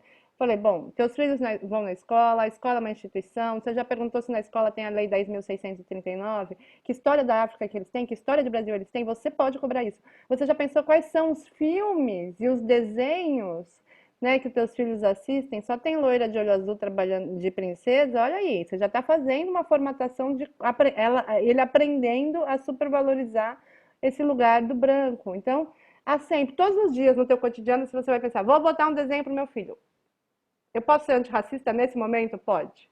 Ou seja, quase tudo que a gente vai fazendo no dia a dia da vida, a gente para e fala, posso ser antirracista? Eu preciso comprar um livro. Bom, acho que é melhor não comprar na Amazon, né? Será que tem empreendedores negros que tem livraria, né? Qual é o sebo? Por que eu vou comprar desse cara que está quebrando todo mundo, né? Então sempre tem o que pensar, né, nessa luta né, mesmo como consumidor, dona de casa, etc, etc, etc. Enfim, acho que respondi as duas perguntas feitas para mim, né? Que era isso, Silvia, Camila. Ninguém aí apareceu, né, no debate. Só queria complementar um pouquinho, assim, né, que eu tenho acompanhado um certo movimento dentro de algumas psicologias, né, e é legal a gente dizer que não é uma psicologia só, que a gente tem muitas psicologias, e que tem havido em algumas delas alguns movimentos internos de desconstrução, né, dessa epistemologia eurocentrada. Né? Então, eu conheço algumas pessoas dentro, por exemplo, da psicanálise, que não é uma teoria propriamente da psicologia, mas tem muitos psicólogos, né, que se formam na psicanálise e aplicam nas suas práticas clínicas. Então, tem alguns psicólogos, né, que trabalham com psicanálise que têm tentado, né, fazer esse debate sobre psicanálise é essa, se é ainda, né, aquela lá francesa, inglesa, enfim, né, apesar de a gente saber que essa ainda é hegemônica, né, nas nossas terras. Eu trabalho especificamente com a psicologia humanista e a gente também tem feito uma discussão de que humanismo é esse, se é o humanismo branco, né, lá do Roger, do Maslow, ou com que tipo de diálogo é possível estabelecer, né, a partir de outras realidades. Então, internamente, tem algumas pessoas, né, alguns grupos fazendo alguns movimentos tão necessários, né, dentro da psicologia, para que essa psicologia de verdade tenha olhos e ouvidos para a população brasileira, né, que majoritariamente não é branca. Bom, tem mais alguma questão aqui? Deixa eu ver. Acho que não, né? Tem algumas pessoas agradecendo pelas falas, né, elogiando, mas perguntas propriamente eu acho que não tem aqui. Pelo menos eu não identifiquei. Se tiver alguma que passou e alguém quiser abrir aí o microfone e fazer de viva voz, é muito bem-vindo. Deixa eu ver. Não, mas eu acho que não. Mas aí, aproveitando aqui, não sei se é aproveitando porque a gente já passou o tempo, né? Mas eu queria muito que você falasse um pouco dessa história do encardido. Eu lembro a primeira vez que eu me deparei com esse termo né, dentro da sua pesquisa. E eu falei, uau, né, que é um termo tão cotidiano para a gente, né, no nosso linguajar, e aí você transforma ele numa categoria analítica. Então, eu queria, né, ainda que de forma, né, rapidinha, pelo tempo, talvez, mas que você trouxesse um pouco de que história é essa, de que encardida é esse que você está falando, e associado com isso, uma coisa que eu te vi falar uma vez numa das suas entrevistas, é de que o branco, ele não está em disputa com o negro. Ele não está nesse movimento de não reconhecer, por exemplo, os privilégios, porque ele reconhece, né, que ele herdou, que ele fez fortuna, que ele tem uma vida hoje de privilégio e riqueza em virtude da exploração do trabalho do outro. Mas que o branco brasileiro, esse encardido, esse tem muito mais dificuldade de entender os privilégios que ele tem, né, dentro desse contexto, porque ainda acredita nessa noção do mérito, né? Aquela história, meu avô italiano chegou aqui, trabalhou pra caramba, e então como não falar de mérito? Então, se você puder dar uma passada nisso, eu acho que pode ser bem importante. Eu não sei se eu consigo passar por isso rápido. Então, eu vou só dar uma resumida, vou tentar dar uma resumida bem grande, mas assim, como eu falei antes, né, a própria ideia de raça racializa todas as pessoas, né? Esse encardido não fui eu que inventei, é uns entrevistados meus que falam, eu sou encardido. Aí, o que que é encardido? Ah, eu sou da Paraíba. Na Paraíba eu sou branco, né? Aqui em São Paulo, na cidade de Tiradentes, eu sou branco. A cidade de Tiradentes, quem não conhece, é um bairro pobre na cidade de São Paulo. Mas aí eu vou para os Jardins trabalhar, eu não sou branco, sou nordestino, né? Me chamam de qualquer outra coisa. Para a gente mostrar, ver como a raça tem a ver com as relações de poder do lugar, né? Uma forma, né, de lugar de poder. Aí no Rio de Janeiro mesmo, né, deve acontecer exatamente isso, né? A pessoa, ela é branca na Baixada e aí chega no Leblon não é mais, é, sei lá, qualquer outra categoria, mas não é mais branco, né? É, assim, aí tem uma categoria que é o seguinte, que ele não é preto, mas branco também não é. Ou não é branco, mas preto também não é. Esse é o encardido, entendeu? Esse é o encardido que é aquele. No meu entrevistado, ele fala o seguinte: eu sou branco, mas eu sou esse branco que não sabe a origem, não. Não sei se é italiano, se tem alemão. O cara fala. Se tem alguma descendência, não sei. Eu sei que é índio com português. Eu sei que eu sou do Nordeste, ele fala, né? É um entrevistado, não está no livro essa fala. Mas é um branco que ele é um branco dentro dessa classificação que ele sabe que não está ligado a essa origem. Mas isso não quer dizer que, em relação, né, ao estereótipo da população negra e etc. e tal, ele não tem algum lugar, né, simbólico, né? Tem um mendigo que eu entrevistei muita gente de rua, né? Branca. E aí eu pergunto para um morador de rua, eu pergunto para ele, o que é ser branco para você? Porque eu queria entender se a branquitude na extrema miséria era alguma coisa, porque assim, né, a branquitude não deu para essa pessoa nenhum lugar de privilégio, ela está lá na extrema miséria, né, tem brancos na extrema miséria.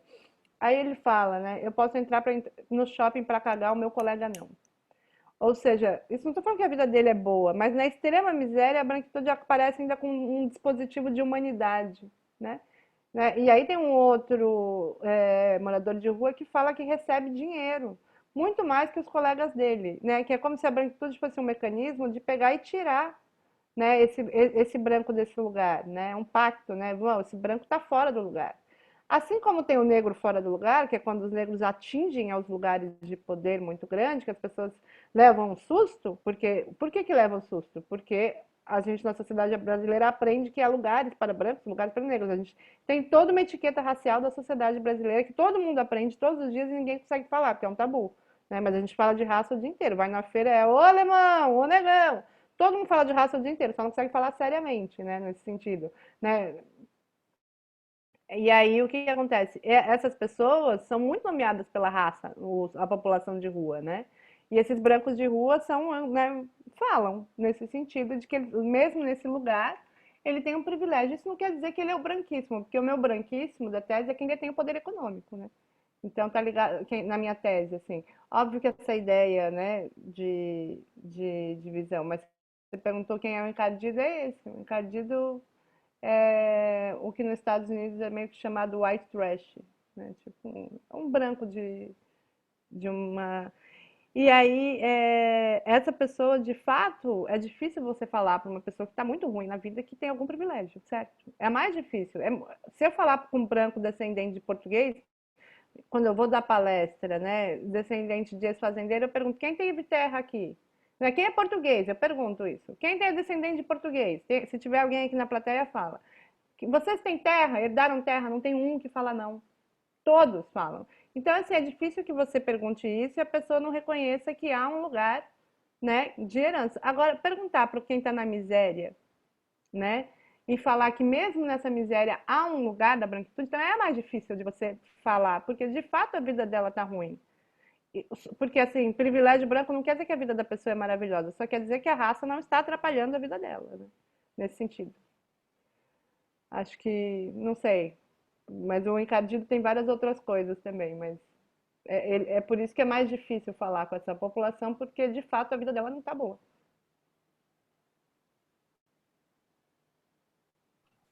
Perfeito. Bom, não sei se tem mais alguma colocação. Eu queria fazer uma pergunta.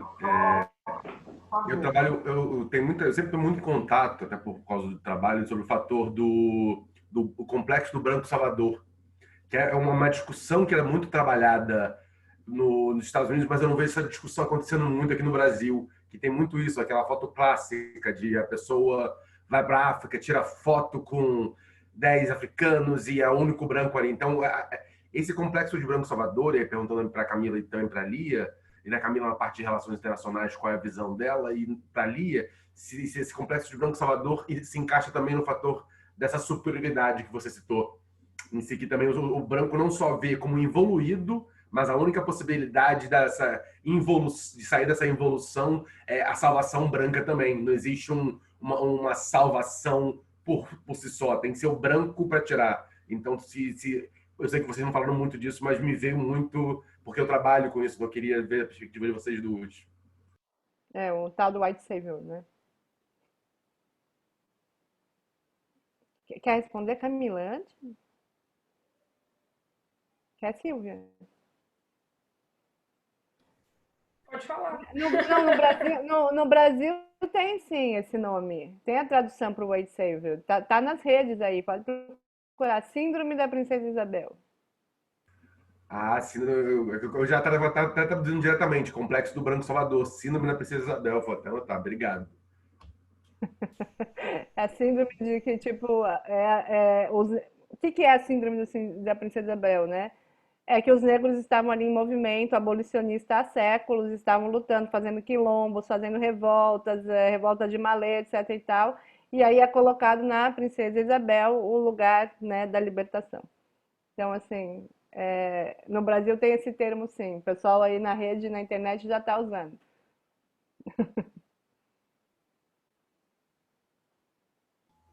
Eu vejo muito também relacionando com quando se trata do branco Salvador que vem do norte, a questão das políticas neocoloniais, né? Que você manter uma manutenção de laços com as suas colônias, com aquelas pessoas que não são humanas, que sempre estão numa posição que você que tem que salvar. E enfim, agora aqui no Brasil é uma coisa a se pensar, a reprodução desses padrões de pessoas que malmente, por exemplo, eu vou citar o caso da África porque é uma área que eu estudo, né?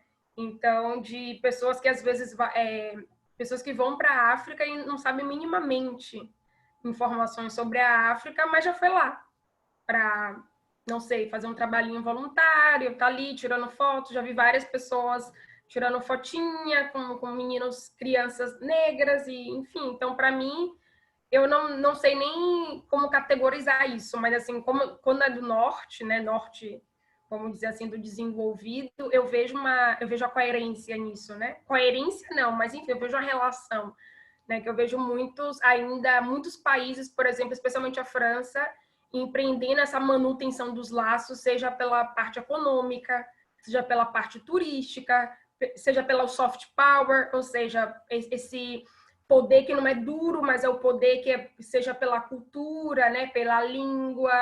Então, são meios de você estar estabelecendo uma influência, né, uma influência de poder, que não é pela economia, pela guerra, mas sim por outros elementos que são considerados, né, mais suaves.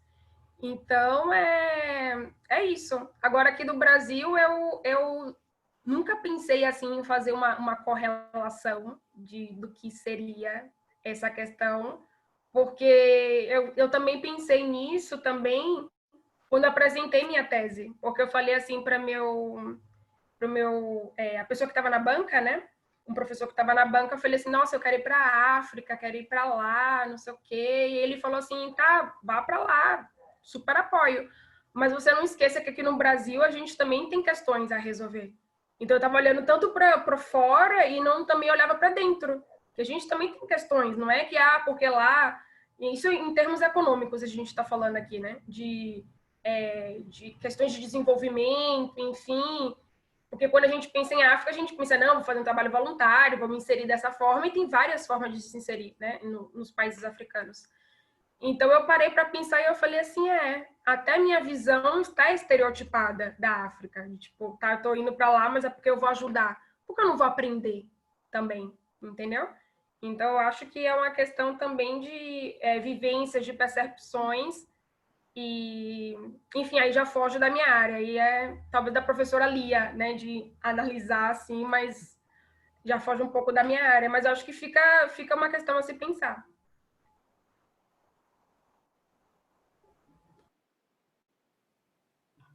Essa sua Acho que a pergunta, gente branco do sul é diferente, né?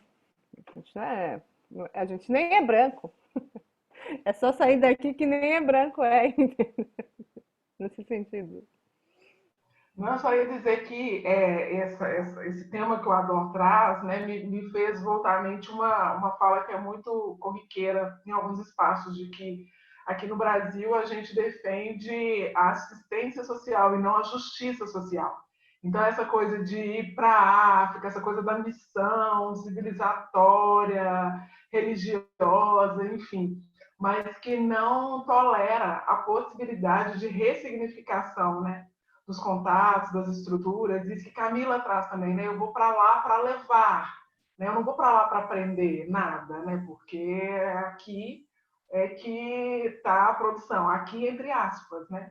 E aí eu estou lembrando também, né? Eu dei um curso há um mês atrás falando sobre as questões raciais e as pessoas que participaram majoritariamente eram brancas.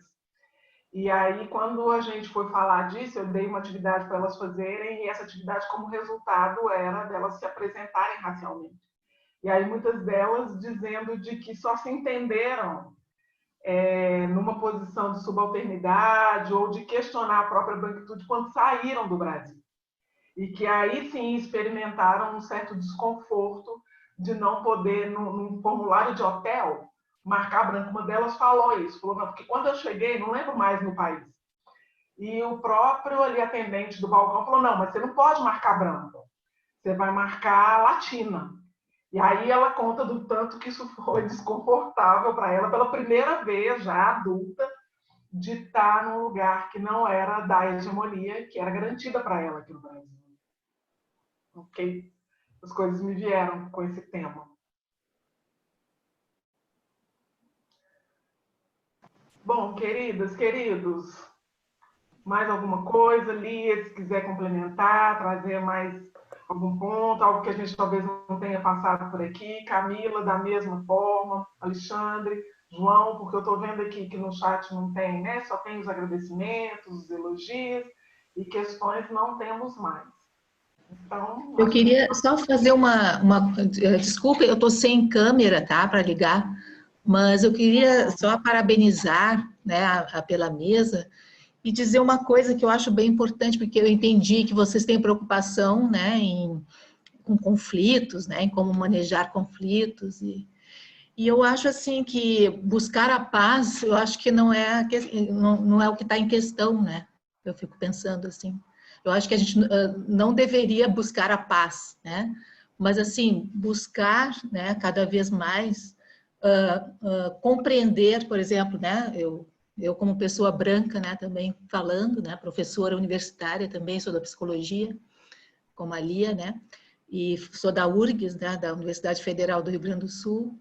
E, assim, ó, a gente vê um movimento na psicologia, assim, muito impressionante depois das ações afirmativas, né, da entrada das cotas raciais, assim, foi uma mudança que veio para ficar, né, assim, então, e os embates têm sido muito ricos, né, assim, dolorosos também, né, não vamos dizer que não, acho que sim, mas o que tem nos ensinado é impressionante, né, porque são questões assim que jamais, né, viriam à tona se não houvesse o convívio, né? Esse convívio é muito importante, né? Eu acho que foi uma grande, realmente, a conquista, né? As ações afirmativas, e tem sido uma grande conquista também para a psicologia, né? A gente tem tido, por exemplo, tivemos a primeira aluna formada indígena, e ela fez um TCC sobre psicologia caigangue, por exemplo, né? Temos estudantes também negros e negras, né, que têm feito trabalhos, por exemplo, dentro afrocentricidade, né? Eles fazem coisas híbridas do tipo, tem uma que diz assim, eu sou de orientação psicanalítica, mas eu também sou afroperspectivista, né? Então, é muito interessante, eu acho que tem sido muito rico, apesar de doloroso, nós tivemos denúncias, inclusive, de racismo, né? E foi criada uma comissão de combate ao racismo justamente para lidar com essas denúncias, né? Foi em função disso que provocou a gente criou um grupo de trabalho e agora uma comissão permanente de combate ao racismo institucional, né? Então, eu acho que tem sido, assim, muito produtivo, né? Eu acho que o conflito é necessário, né? Esses embates estão sendo realmente... A gente tem aprendido muito, com dor também, né? Mas temos aprendido bastante. Não, é só para dizer, assim, que é assim mesmo, né? Assim, eu acho que a gente vai poder construir alguma coisa, né, assim, que possa superar, mas não superar, assim, talvez superar essa questão mais da raça, né? Eu acho que seria um ideal, né? Ser perseguido, mas, enfim, dentro do que tem acontecido, eu vejo muito positivamente esses embates, né? É isso que eu queria dizer, assim, que a gente está aprendendo mutuamente, né? Eu não sei se a Lia concorda também com professora, né? Eu acho que a gente...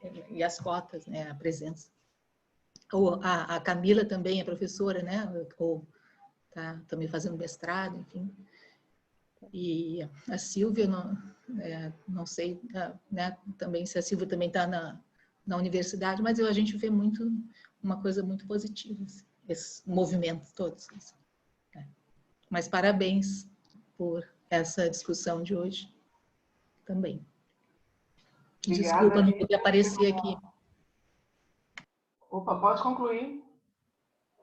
Não, era só isso. Desculpa eu não poder aparecer aqui, porque eu estou sem câmera, tá? Sem problema.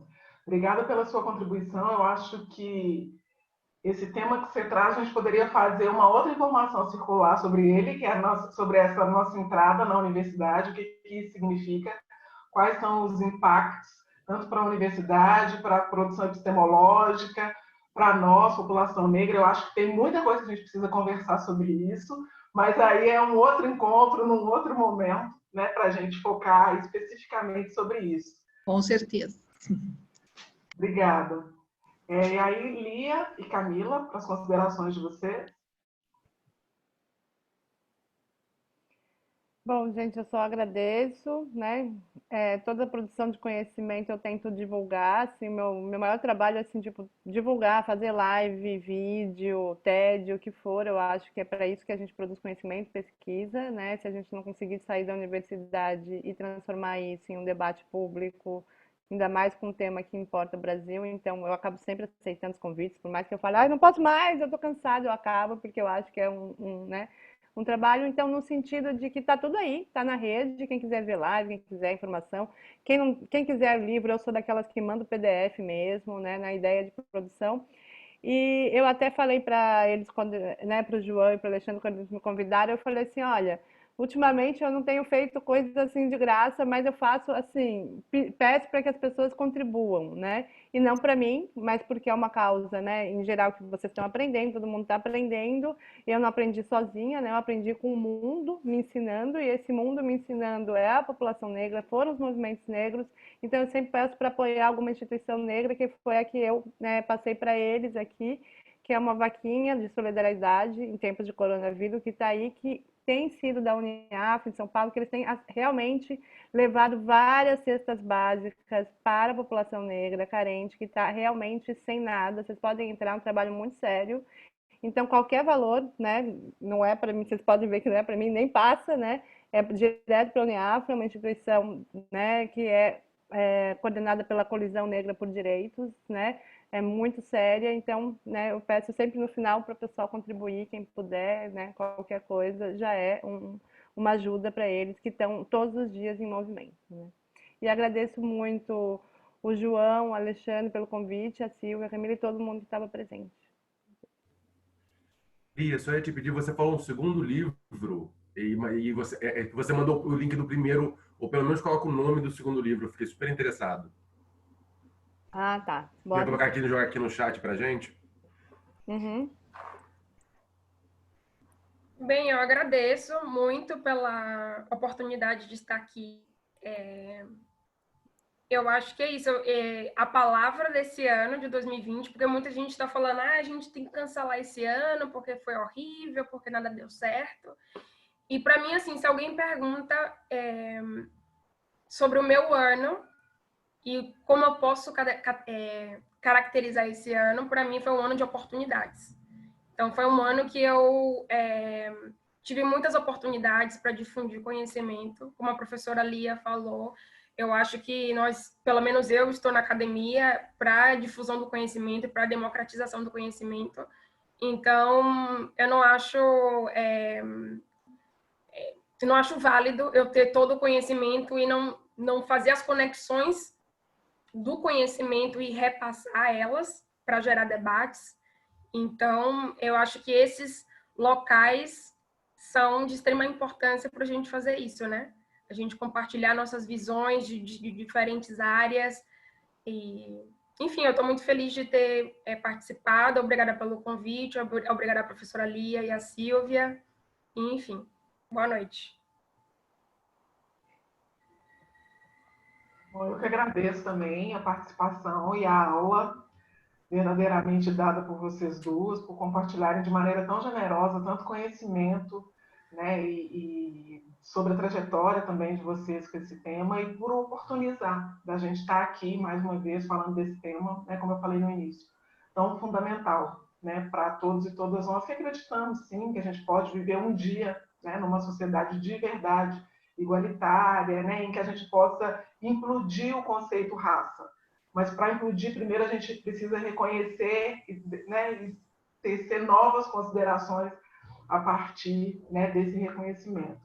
João, obrigado pelo convite por estar aqui, a Dor também, pela parceria. E é isso, gente, muitíssimo obrigada. A gente está nas redes sociais, tanto eu, quanto a Camila, quanto a Lia também, todas nós difundindo aí nossa produção crítica a respeito da sociedade, porque é disso que a gente está falando, não é de outra coisa, né? A gente enfoca em algumas perspectivas, e uma delas é a desigualdade racial. Então é isso. Obrigada, e esperamos encontrar todos e todas por aí, né, com muitas práticas antirracistas. Por favor.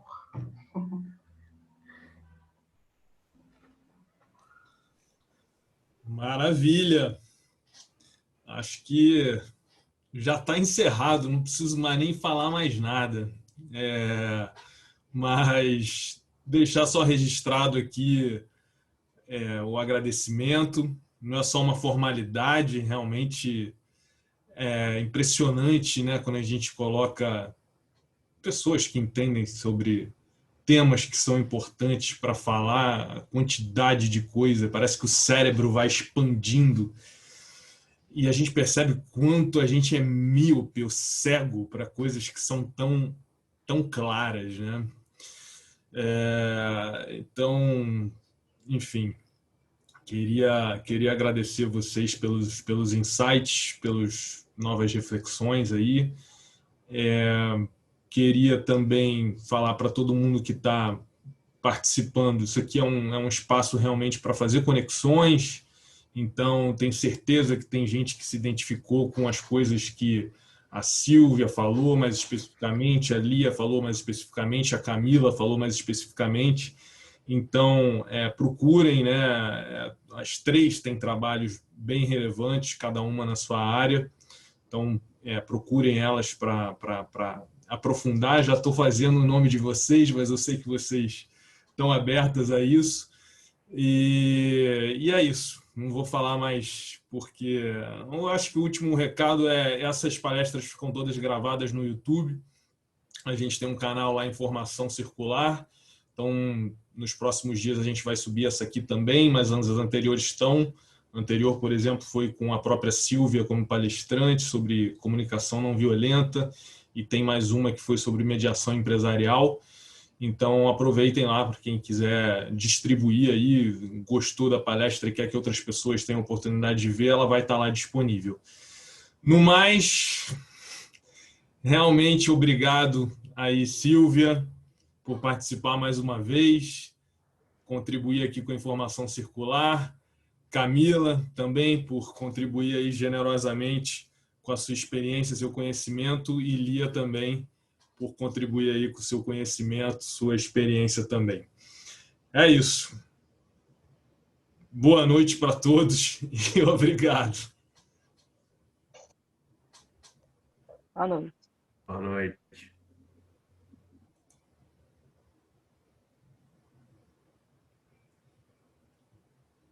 É tão estranho que não tem a cerveja depois, né, cara? Eu acho muito louco esse novo formato de vida. Não dá para falar, ô Silvia, vamos agora tomar uma cerveja, comentar de tal pergunta. Foi muito chato. Pois é. Não.